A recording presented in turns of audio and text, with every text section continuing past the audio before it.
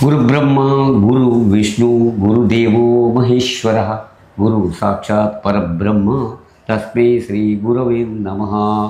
ಎಲ್ಲ ಕಾಲದೊಳು ಎಲ್ಲ ವೇಳೆಯೊಳು ದೇವರೇ ನಿನ್ನನ್ನೇ ಸ್ತುತಿಪೆ, ದೇವರೇ ನಿನ್ನನ್ನೇ ಸ್ತುತಿಪೆ. ಮಂಗಳೂರು ಸಮಾಚಾರ ವಾಹಿನಿಯ ನನ್ನ ಪತ್ನಿ ಅನಿತಾ ಸಿಕ್ವೇರ ಅವರು ಕೂಡ ಶಿಕ್ಷಕಿಯಾಗಿದ್ದಾರೆ. BM ಪ್ರೌಢಶಾಲೆ ಉಳ್ಳಾಳ ಇಲ್ಲಿ ಹಿಂದಿ ಶಿಕ್ಷಕಿಯಾಗಿ ಸೇವೆಯನ್ನು ಸಲ್ಲಿಸುತ್ತಾ ಇದ್ದಾರೆ. ಹಾಗೆ ನನ್ನ ಒಬ್ಬನೇ ಮಗ ವೈದ್ಯನಾಗಿ ಅವನ ವ್ಯಾಸಂಗವನ್ನು ಮುಂದುವರಿಸ್ತಾ ಇದ್ದಾನೆ. ಬಹಳ ಸಂತೋಷ. ಸಮಾಜಕ್ಕೊಬ್ಬರು ವೈದ್ಯರನ್ನು ಕೊಡ್ತಾ ಇದ್ದೀರಾ. ಅಂತೂ ಹುಟ್ಟಿನಲ್ಲಿ ಶಿಕ್ಷಕ ಬಂಧುಗಳು ನೀವು ಶಿಕ್ಷಣ ಕ್ಷೇತ್ರದ ಜೊತೆಗೆ ಹುಡುಗರನ್ನು ಸಹ ಆರೋಗ್ಯ ಕ್ಷೇತ್ರ ಇದೆಲ್ಲ ಸೇವೆಗಳು ಅಂತ ಕರಿತೇವೆ ಕೊಡ್ತಾ ಇದ್ದೀರಿ. ಬಹಳ ಸಂತೋಷ. ಇನ್ನು ನಿಮ್ಮ ಪ್ರಾರಂಭದ ದಿನ ಅನುಗ್ರಹದಿಂದ ಆಯಿತು ಅಂತ ಹೇಳಿದ್ರಿ. ಯಾವಾಗಲೂ ಇರುವಂಥ ಕುತೂಹಲ, ಪ್ರಥಮವಾಗಿ ಅಧ್ಯಾಪಕನಾಗಿ ಅದು ಯಾವುದೇ ಕೆಲಸಕ್ಕೆ ನಾವು ಜಾಯ್ನ್ ಆದಾಗ ಅಲ್ಲಿ ಒಂದು ಹೊಸ ಅನುಭವಗಳಾಗ್ತವೆ.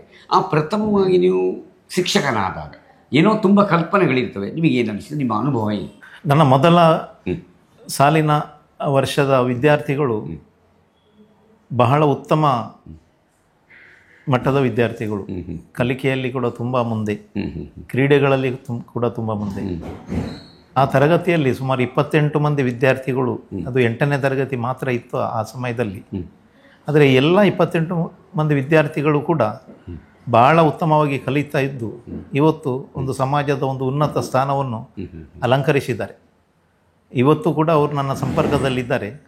ಇದು ನನಗೆ ಭಾಳ ಸಂತೋಷವನ್ನು ಕೊಡುವಂಥ ವಿಚಾರ. ನಾನು ಅವರಿಗೆ ಆ 1 ವರ್ಷ ಕಲಿಸಿದ್ದು ಸಾರ್ಥಕ ಎಂದು ಅನಿಸ್ತದೆ. ಯಾಕೆಂದರೆ ಇವತ್ತಿಗೆ ಕೂಡ ಅವರು ನನ್ನನ್ನು ಗೌರವಿಸ್ತಾರೆ, ನನ್ನ ಸಂಪರ್ಕದಲ್ಲಿದ್ದಾರೆ. ಇದು ಒಂದು ಸಾರ್ಥಕತೆ ಎಂದು ನಾನು ಅನಿಸ್ತೇನೆ. ತುಂಬ ಸಂತೋಷ ಸರ್.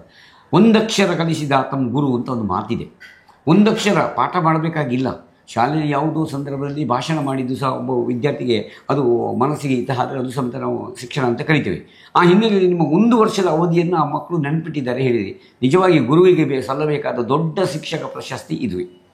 ಯಾವ ಪ್ರಶಸ್ತಿ ಅಲ್ಲ, ನಮ್ಮ ವಿದ್ಯಾರ್ಥಿಗಳು ಅತ್ಯುನ್ನತ ಸ್ಥಾನವನ್ನು ಅಲಂಕರಿಸುವುದು ಮಾತ್ರ ಅಲ್ಲದೆ, ಅಲ್ಲಿ ಉತ್ತಮ ಸೇವೆ ಮಾತ್ರ ಅಲ್ಲದೆ ಗುರು ಹಿರಿಯರನ್ನು ಗೌರವಿಸ್ತಕ್ಕದ್ದು ಅಲ್ವಾ ಸರ್? ಹೌದು, ಖಂಡಿತ. ಇದು ಒಂದೇ ನಮಗೆ ಶಿಕ್ಷಕರಿಗೆ ಒಂದು ದೊಡ್ಡ ವರ ಎಂದು ನಾನು ಭಾವಿಸ್ತೇನೆ. ಖಂಡಿತ ಸರ್. ಬಾಕಿದ್ದು ಬಿಡಿ, ಬಾಕಿ ಇಲಾಖೆ ಪ್ರಕಾರ ಅದಲ್ಲ. ಇದು ಉಂಟಲ್ಲ ಪ್ರತಿಯೊಬ್ಬ ಅಧ್ಯಾಪಕರಿಗೆ ಸಂತೋಷವನ್ನು ಕೊಡ್ತಕ್ಕಂಥದ್ದು. ಭಾಳ ಸಂತೋಷ. ಅಲ್ಲಿಂದ ನೀವು ಇಲ್ಲಿಗೆ ಬಂದ್ರಿ, ಪದವಾ ಹೈಸ್ಕೂಲಿಗೆ ಬಂದ್ರಿ. ಆಗಿನ ಅನುಭವ ಏನಾದರೂ ವ್ಯತ್ಯಾಸ ಇದೆಯಾ? ನಾನು ಪದವಾ ಹೈಸ್ಕೂಲಿಗೆ ಬಂದಾಗ ಇರುವ ಶಿಕ್ಷಕರ ಪೈಕಿ ಅತ್ಯಂತ ಕಿರಿಯ. ಎಲ್ಲರ ಮಾತನ್ನು ಕೇಳಿ ನಾನು ಮುಂದುವರಿಬೇಕಾಗಿತ್ತು. ಆದರೂ ನನ್ನಲ್ಲಿ ಒಂದು ಸಾಧಿಸಬೇಕಾದ ಛಲ ಒಂದಿತ್ತು. ಅದರಂತೆ ನನಗೆ ನನ್ನ ಕೆಲಸ ಕಾರ್ಯವನ್ನು ನೋಡಿ ಅಲ್ಲಿಯ ವಿದ್ಯಾರ್ಥಿ ಸಂಚಾಲನದ ಸಂಚಾಲಕರಾಗಿ ನೇಮಿಸಿದರು. ಸೊ ಜವಾಬ್ದಾರಿ ಹೆಚ್ಚಿತ್ತು. ಪದವಾ ಹೈಸ್ಕೂಲ್ ಇದ್ದು ಮುಂದುವರಿಸಿ ಸರ್. ಹೀಗೆ ನಾನು 1990ರಲ್ಲಿ ನನ್ನನ್ನು ಫ್ರಾನ್ಸಿನಲ್ಲಿ ನಡೆದ ಅಂತಾರಾಷ್ಟ್ರೀಯ ಯುವ ಸಮ್ಮೇಳನಕ್ಕೆ ಮಂಗಳೂರಿನಿಂದ ಆಯ್ಕೆ ಮಾಡಿ ಕಳಿಸಿದರು. ಬಹಳ ಸಂತೋಷ. ಈ ಸಮಯದಲ್ಲಿ ನಾನು ಫ್ರಾನ್ಸ್ ಮಾತ್ರವಲ್ಲ, ಇಟಲಿ, ಜರ್ಮನಿ ಹಾಗೂ ಪೋಲೆಂಡ್ ದೇಶಗಳನ್ನು ಸುತ್ತುವಂಥ ಅವಕಾಶ, ಒಂದು ಯೋಗ ನನಗೆ ಸಿಕ್ಕಿತು. ಅಲ್ಲಿಂದ ಬಂದ ಕೂಡಲೇ ಅಲ್ಲಿ ಕಾರ್ಯನಿರ್ವಹಿಸುತ್ತಿದ್ದ NCC ಅಧಿಕಾರಿಯವರು ದೈವಾಧೀನರಾಗಿದ್ದರು. ಅದರಿಂದ NCCಯನ್ನು ತೆಗೆದುಕೊಳ್ಳುವ ಅನಿವಾರ್ಯತೆ ನನಗೆ ಬಂತು. ನಾನು ಅದನ್ನು ಸ್ವೀಕರಿಸಿ NCCಯ ತರಬೇತಿಗಳನ್ನು ಪಡೆದು 25 ವರ್ಷಗಳ ಕಾಲ NCC ಅಧಿಕಾರಿಯಾಗಿ ಕೂಡ ನನ್ನ ಕಾರ್ಯವನ್ನು ನಿರ್ವಹಿಸಿದ್ದೇನೆ. ಒಂಥರ ದೇಶ ಸೇವೆ, ಈಶ ಸೇವೆ ಹೇಳ್ತೇವೆ. ದೇಶ ಸೇವೆಗೂ ನೀವು ಮಕ್ಕಳನ್ನು ತಯಾರಿ ಮಾಡಿದ್ದೀರಿ. ಹೌದು. ನನ್ನ ಕಾಲದ ವಿದ್ಯಾರ್ಥಿಗಳು ಅನೇಕರು ಈಗಾಗಲೇ ಸೇನೆಯಲ್ಲಿ ಸೇವೆಯನ್ನು, ನೇವಿಯಲ್ಲಿ, ಆರ್ಮಿಯಲ್ಲಿ ಇತ್ಯಾದಿ ಘಟಕಗಳಲ್ಲಿ ಸೇವೆಯನ್ನು ಸಲ್ಲಿಸಿ ನಿವೃತ್ತರಾದವರು ಇದ್ದಾರೆ. ನನಗೆ ಇತ್ತೀಚೆಗೆ ಅವರು ನನಗೆ ಭೇಟಿಯಾಗಲು ಕೂಡ ಬಂದಿದ್ದಾರೆ. ನೋಡಿ, ಅದುವೇ ಆಗಲೇ ಹೇಳಿದ್ದು, ಗುರುವಿಗೆ ವಿದ್ಯಾರ್ಥಿಗಳಿಂದ ಆಗತಕ್ಕಂಥ ಗೌರವ ಇದು. ಅದರಲ್ಲೂ ಸೇನೆಯಲ್ಲಿದ್ದಾರೆ. ಹೌದು, ಸೇನೆಯಲ್ಲಿ ನಿವೃತ್ತರಾಗಿ ಬಂದು ನನಗೆ ಸಿಕ್ಕಿ ಹೋದವರು 4-5 ಮಂದಿ ವಿದ್ಯಾರ್ಥಿಗಳು ಇಲ್ಲಿ ಬಂದು ಈ ಶಾಲೆಗೆ ಬಂದು ನನ್ನನ್ನು ಹುಡುಕಿ ಸಿಕ್ಕಿ ಹೋದದ್ದು ನನಗೆ ಭಾಳ ಒಂದು ಸಂತೋಷ. ನನ್ನ ಜೀವನದ ಸಾರ್ಥಕತೆಯನ್ನು ತೋರಿಸೋದು. ಖಂಡಿತ ಎವರೆಸ್ಟ್ ಹೆಸರಿನಂತೆ ಎವರೆಸ್ಟ್ ಶಿಖರವನ್ನು ಏರಿದಷ್ಟು ಸಾಧನೆಯನ್ನು ಮಾಡಿದ್ದೀರಾ. ನಿಮಗೆ ನಮ್ಮ ವಾಹಿನಿಯ ಪರವಾಗಿ ಅನಂತ ಅಭಿನಂದನೆಗಳನ್ನು ಹೇಳ್ತಾ ಇದ್ದೇನೆ. ಇನ್ನು ಮುಂದುವರಿಸೋದಾದರೆ ಅಲ್ಲಿಂದ ಇಲ್ಲಿಗೆ ನಿಮ್ಮ ಚೈತ್ರ ಯಾತ್ರೆ. ಹೌದು, ಅಲ್ಲಿಂದ 2013ರಲ್ಲಿ ನನ್ನನ್ನು ಕಾಶ್ಯ ಹೈಸ್ಕೂಲಿಗೆ ವರ್ಗಾವಣೆ ಮಾಡಿ 1 ವರ್ಷದ ನಂತರ ಮುಖ್ಯ ಶಿಕ್ಷಕನಾಗಿ ನನ್ನನ್ನು ಪದೋನ್ನತಿಗೊಳಿಸಿದರು. ಓಹೋ, ಆಗಿನ ಅನುಭವ ಏನಾಗಿರ್ಬೋದು ನೋಡಿ. ಹೌದು, ಆಗ ಇದು ಕೂಡ ಒಂದು ಹಳೆಯ ಶಾಲೆ. 1946ರಲ್ಲಿ ಆರಂಭವಾದ ಶಾಲೆ. ಮೊದಲ ನನಗೆ ಯಾವುದೇ ಅಂತ ಬೇರೆ ತರಬೇತಿ, ಈಗ ಬೇರೆ ಕಡೆಗಳಲ್ಲೆಲ್ಲ ತರಬೇತಿ, ಸರಕಾರಿ ಹುದ್ದೆಗಳ ತರಬೇತಿ ಇರ್ತದೆ, ಆದರೆ ನನಗೆ ಯಾವುದೇ ತರಬೇತಿ ಅಂತದ್ದು ಸಿಕ್ಕಿರಲಿಲ್ಲ. ಆದರೂ ನಾನು ಇಲ್ಲಿಯ ಶಿಕ್ಷಕರ ಮತ್ತು ವಿದ್ಯಾರ್ಥಿಗಳ ಸಹಕಾರದಿಂದ ನಾನು ಈ ಮುಖ್ಯ ಶಿಕ್ಷಕನಾಗಿ ಕಾರ್ಯನಿರ್ವಹಿಸಲು ಆರಂಭಿಸಿದೆ. ಸಫಲರು ಆಗಿದ್ದೇನೆ. ಇದಕ್ಕೆ ಕಾರಣ ನಮ್ಮ ಶಿಕ್ಷಕ ವೃಂದ, ವಿದ್ಯಾರ್ಥಿಗಳು, ಅದಕ್ಕಿಂತಲೂ ಹೆಚ್ಚಾಗಿ ನಮ್ಮ ವಿದ್ಯಾರ್ಥಿಗಳೊಂದಿಗೆ ಪೋಷಕರು ಮತ್ತು ನಮ್ಮ ಶಾಲೆಗೆ ಮಂಗಳದೇವಿ ರಾಮಕೃಷ್ಣ ಮಠದ ವಿದ್ಯಾರ್ಥಿಗಳು ವ್ಯಾಸಂಗ ಮಾಡ್ತಾಯಿದ್ರು. ಆ ವಿದ್ಯಾರ್ಥಿಗಳು ನಮ್ಮ ಕರ್ನಾಟಕದ ದೂರದ ಸ್ಥಳದಿಂದ ಬಂದು ಇಲ್ಲಿ ಉಳಿದು ವ್ಯಾಸಂಗ ಮಾಡ್ತಾರೆ. ಈ ವಿದ್ಯಾರ್ಥಿಗಳಲ್ಲಿ ಕೂಡ ಒಳ್ಳೆಯ ಪ್ರತಿಭೆ ಇದೆ. ಖಂಡಿತ ಇದು ಕೂಡ ನಮ್ಮ ಈ ಶಾಲೆಗೆ ಒಂದು ವರ ಎಂದು ಹೇಳಬೇಕು. ಖಂಡಿತ. ಅದರಿಂದ ಎಲ್ಲ ವಿದ್ಯಾರ್ಥಿಗಳು ಒಟ್ಟು ಸೇರಿ ಮಾಡಿದಂಥ ಕಾರ್ಯಗಳು ಅದು ಕೂಡ ನಮ್ಮ ಈ ಯಶಸ್ಸಿಗೆ ಕಾರಣ ಎಂದು ನಾನು ಹೇಳ್ತೇನೆ. ತುಂಬ ಖಂಡಿತ ಒಳ್ಳೆಯ ಮಾತನ್ನು ಹೇಳಿದಿರಿ. ನೀವು ಹೇಳಿದಾಗೆ ರಾಮಕೃಷ್ಣ ಮಿಷನ್ ಇದೆ, ಅಲ್ಲಿ ವಿದ್ಯಾರ್ಥಿಗಳಿಗೆ ವಸತಿ ಇದೆ, ಶಿಕ್ಷಣಕ್ಕೆ ಪಕ್ಕದ ಕಾಶಿಯ ಪ್ರೌಢಶಾಲೆಗೆ ಕಳಿಸ್ತಾರೆ. ಇದು ಮೊದಲಿಂದ ನಡೆದು ಬಂದ ಒಂದು ಸಂಪ್ರದಾಯದಂತ ಇದೆ. ಹಾಗಾಗಿ ಕಾಶಿ ಹೈಸ್ಕೂಲ್ ಅಂದರೆ ಸಾಕು, ಎಲ್ರಿಗೂ ಗೊತ್ತಿದೆ, ಭಾಳ ಒಳ್ಳೆಯ ಶಾಲೆ ಅದು ಅಂತೇಳಿ ನಮ್ಮ ಹಳ್ಳಿಗಳಲ್ಲಿ ಸಮೇತ ಅವತ್ತೇ ಹೇಳ್ತಾ ಇದ್ದಾರೆ. ಖಂಡಿತವಾಗಿ ಇಲ್ಲಿ ಕೆಲವು ಭಾಳ ಪ್ರಸಿದ್ಧ ಶಾಲೆಗಳಲ್ಲಿ ಕಾಶಿ ಹೈಸ್ಕೂಲ್ ಇದೆ, ಕೆನರಾ ಹೈಸ್ಕೂಲ್ ಇದೆ, ಆಮೇಲೆ ಕೆನರಾ ಉರ್ವ ಇದೆ, ಅಥವಾ ಪದುವ, ಹೀಗೆ ಅನೇಕ ಶಾಲೆಗಳಿವೆ. ಅದರಲ್ಲಿ ಇದು ಒಂದು ಅಂತ ಹೇಳಿ ಭಾಳ ಸಂತೋಷ ಆಗುತ್ತೆ. ಅದರ ಚುಕ್ಕಾಣಿ ಹಿಡಿದಿದ್ದೀರಾ ನೀವು. ಖಂಡಿತ. ನೀವು ಚುಕ್ಕಾಣಿ ಹಿಡಿದ ಮೇಲಿನ ಫಲಿತಾಂಶಗಳ ವ್ಯತ್ಯಾಸ ಹೇಗಿದೆ? ಫಲಿತಾಂಶ ಅವತ್ತೂ ಇದ್ದಿರ್ಬೋದು, ಅಂದರೆ ನಿಮ್ಮ ಚುಕ್ಕಾಣಿಯಲ್ಲಿ ಏನೆಲ್ಲ ಫಲಿತಾಂಶ, SSLC ಫಲಿತಾಂಶ ಇರ್ಬೋದು, ಕ್ರೀಡಾ ಸಾಧನೆ ಇರ್ಬೋದು, ಪ್ರತಿಭಾ ಸಾಧನೆ ಇರ್ಬೋದು, ಹಂಚಿಕೊಳ್ತೀರಾ? ನಮ್ಮ ಶಾಲೆಯಲ್ಲಿ ವಿದ್ಯಾರ್ಥಿಗಳು ನಿಜವಾಗಿ ಒಂದು ಕಷ್ಟಪಟ್ಟು ಕಲಿಯುವಂಥ ವಿದ್ಯಾರ್ಥಿಗಳ ಸಂಖ್ಯೆ ಜಾಸ್ತಿ, ಹೆಚ್ಚು. ಆದರೂ ವಿದ್ಯಾರ್ಥಿಗಳಲ್ಲಿ ಕಲಿಬೇಕೆಂಬ ಛಲ ಇರ್ತದೆ. ಅದರಂತೆ ನಾವು ಶಿಕ್ಷಕರು ಎಲ್ಲ ಒಟ್ಟು ಸೇರಿ ಅವರಿಗೆ ಏನು ಅನುಕೂಲತೆಗಳನ್ನು ನಾವು ಸಾಯಂಕಾಲ ಕೂಡ ಅವರನ್ನು ನಿಲ್ಲಿಸಿ ಬೆಳಿಗ್ಗೆ ಬೇಗ ಕರೆದು ಏನೆಲ್ಲ ಅವರಿಗೆ ಶಿಕ್ಷಣ ಕೊಡಬಹುದು, SSLC ರಿಸಲ್ಟ್ ತಯಾರಿ ಅವರಿಗೆ ಏನೆಲ್ಲ ಮಾಡಬಹುದು, ಅವರ ಮನೆಗಳಿಗೆ ಹೋಗಿ ಮನೆ ಭೇಟಿ ಮಾಡುವಂಥದ್ದು, ಮತ್ತು ಅವರಿಗೆ ಬೆಳಿಗ್ಗೆ ಬೇಗ ಎಬ್ಬಿಸಲು ಫೋನ್ ಮಾಡಿ ಕರೆ ಮಾಡುವಂಥದ್ದು, ಇಂಥ ಎಲ್ಲ ಕೆಲಸಗಳು ನಿರಂತರವಾಗಿ ಈಗಲೂ ಆಗ್ತಾ ಇವೆ. ಇದರಿಂದಾಗಿ ನಮಗೆ ಒಳ್ಳೆಯ ರಿಸಲ್ಟ್ ಬಂದಿದೆ. ಕಳೆದ ಶೈಕ್ಷಣಿಕ ವರ್ಷದಲ್ಲಿ ನಮಗೆ 93% ರಿಸಲ್ಟ್ ಬಂದಿದೆ. 100% ಆಶೆಯನ್ನು ನಾವು ಇಟ್ಕೊಂಡಿದ್ದೇವೆ. ಆದರೂ ನಮ್ಮ ಫಲಕ್ಕೆ ಅಷ್ಟು ಫಲವನ್ನು ದೇವರು ಕೊಟ್ಟಿದ್ದಾರೆ. ಅದೊಂದು ಒಳ್ಳೆಯ ಸಾಧನೆ ಎಂದು ನಾನು ಭಾವಿಸ್ತೇನೆ. ಖಂಡಿತ. ಈಗ 100% ಇಷ್ಟು ಅವಧಿಯಲ್ಲಿ ಒಂದು ಸಲ ಬಂದಿರುವ ಚಾನ್ಸ್ ಇದೆಯಾ? ಇಲ್ಲ, 100% ಇಲ್ಲಿವರೆಗೆ ಬರಲಿಲ್ಲ. ಇನ್ನು ಮುಂದಿನ ಸಲ ಬರಲಿ. ನಿಮ್ಮ ಹಾರೈಕೆಯಿಂದ ಖಂಡಿತ ಬರಬಹುದು ಎಂದು ನನ್ನ ಈ ವರ್ಷವೇ ಅದು ಬರಲಿ. ಖಂಡಿತ. ಯಾಕೆಂದರೆ ಖಾಸಗಿ ಶಾಲೆಯಲ್ಲಿ ಕೇವಲ ಫಲಿತಾಂಶ ಮಾತ್ರ ಅಲ್ಲ, ಪಠ್ಯೇತರ ಚಟುವಟಿಕೆ, ಒಳ್ಳೆಯ ವಿದ್ಯಾರ್ಥಿಗಳು. ಅದರ ಬಗ್ಗೆ ನಾನು ಹೇಳ್ತೇನೆ. ನಮ್ಮ ಶಾಲೆ ಭಾಳ ಹಿಂದಿನ ಕಾಲದಿಂದಲೂ ಹಾಕಿ ಆಟಕ್ಕೆ ಹೆಸರುವಾಸಿ. ಹೌದು. ಈಗ ಇತ್ತೀಚೆಗೆ ಕಳೆದ ವರ್ಷ ನಮ್ಮ ಒಬ್ಬ ವಿದ್ಯಾರ್ಥಿ ಹಾಕಿಯಲ್ಲಿ ರಾಷ್ಟ್ರೀಯ ಮಟ್ಟಕ್ಕೆ ಕೂಡ ಪ್ರತಿನಿಧಿಸಿದ್ದಾನೆ. ಮತ್ತು ಪ್ರತಿ ವರ್ಷ ನಮ್ಮ ಹಾಕಿಯ ವಿದ್ಯಾರ್ಥಿಗಳು ಉತ್ತಮ ಸಾಧನೆಯನ್ನು ಮಾಡುತ್ತಾರೆ. ಅಷ್ಟು ಮಾತ್ರ ಅಲ್ಲ, ನಮ್ಮಲ್ಲಿ NCC ಘಟಕವಿದೆ, ಗೈಡ್ಸ್ ಇದೆ. ಗೈಡ್ಸಿನವರಿಗೆ ರಾಜ್ಯ ಪುರಸ್ಕಾರಕ್ಕೆ ನಾವು ಅಣಿಗೊಳಿಸ್ತೇವೆ. NCC ಅವರಿಗೆ ಯಾವೆಲ್ಲ ತರಬೇತಿ ನೀಡಬೇಕು ಅದನ್ನೆಲ್ಲ ನಾವು ಮಾಡ್ತೇವೆ. ಎಲ್ಲ ಸವಲತ್ತುಗಳನ್ನು ನಾವು ನಮ್ಮ ಮಕ್ಕಳಿಗೆ ಒದಗಿಸಿಕೊಟ್ಟಿದ್ದೇವೆ. ಇವತ್ತು ಸರಕಾರದಿಂದ ಕೊಡುವ ಸವಲತ್ತುಗಳನ್ನು ಪ್ರಾಮಾಣಿಕರಾಗಿ ವಿದ್ಯಾರ್ಥಿಗಳಿಗೆ ತಲುಪಿಸುವಂಥ ಕೆಲಸವನ್ನು ಶಾಲೆ ಹೌದು ನಾವು ಮಾಡ್ತೇವೆ. ಹಾಗೆ ನಮ್ಮ ಶಿಕ್ಷಕರು ಕೂಡ ಹಾಗೆ ತುಂಬ ಕಷ್ಟಪಟ್ಟು ಯಾವ ವಿದ್ಯಾರ್ಥಿಗೆ ಏನು ಕೊರತೆ ಇದೆ ಆ ಕೊರತೆಯನ್ನು ನೀಗಿಸಲು ಎಲ್ಲ ಪ್ರಯತ್ನವನ್ನು ನಾವು ಶಾಲಾ ವತಿಯಿಂದ ಮಾಡುತ್ತೇವೆ. ಮಗುವಿನ ಸರ್ವತೋಮುಖವಾದ ಬೆಳವಣಿಗೆಗೆ ಬೇಕಾದ ಪೂರಕವಾದ ಚಟುವಟಿಕೆ ಮೂಲಕ ಅಧ್ಯಾಪಕರು ಸಹಕರಿಸ್ತಾ ಇದ್ದಾರೆ, ಪೋಷಕರು ನಿಮ್ಮೊಂದಿಗೆ ಸಹಕರಿಸ್ತಾ ಇದ್ದಾರೆ. ಯಾಕಂದರೆ ರಕ್ಷಕ ಶಿಕ್ಷಕ ಸಂಘ ಶಾಲೆಗಳಲ್ಲಿರ್ತದೆ, ಅಲ್ಲಿ ಯಾವ ರೀತಿ ಅವರನ್ನು ನೀವು ಗೈಡ್ ಮಾಡ್ತೀರಾ? ಪೋಷಕರಿಗೆ ಗೈಡೆನ್ಸ್ ಭಾಳ ಮುಖ್ಯ. ಇನ್ನೊಂದು ಇದೆ ಮೀನಾ, ಅದರ ಬಗ್ಗೆ ಮುಂದೆ ಕೇಳ್ತೇವೆ. ರಕ್ಷಕ ಶಿಕ್ಷಕ ಸಂಘವು ನಮ್ಮಲ್ಲಿ ಭಾಳ ಚಟುವಟಿಕೆಯಿಂದ ಇದೆ.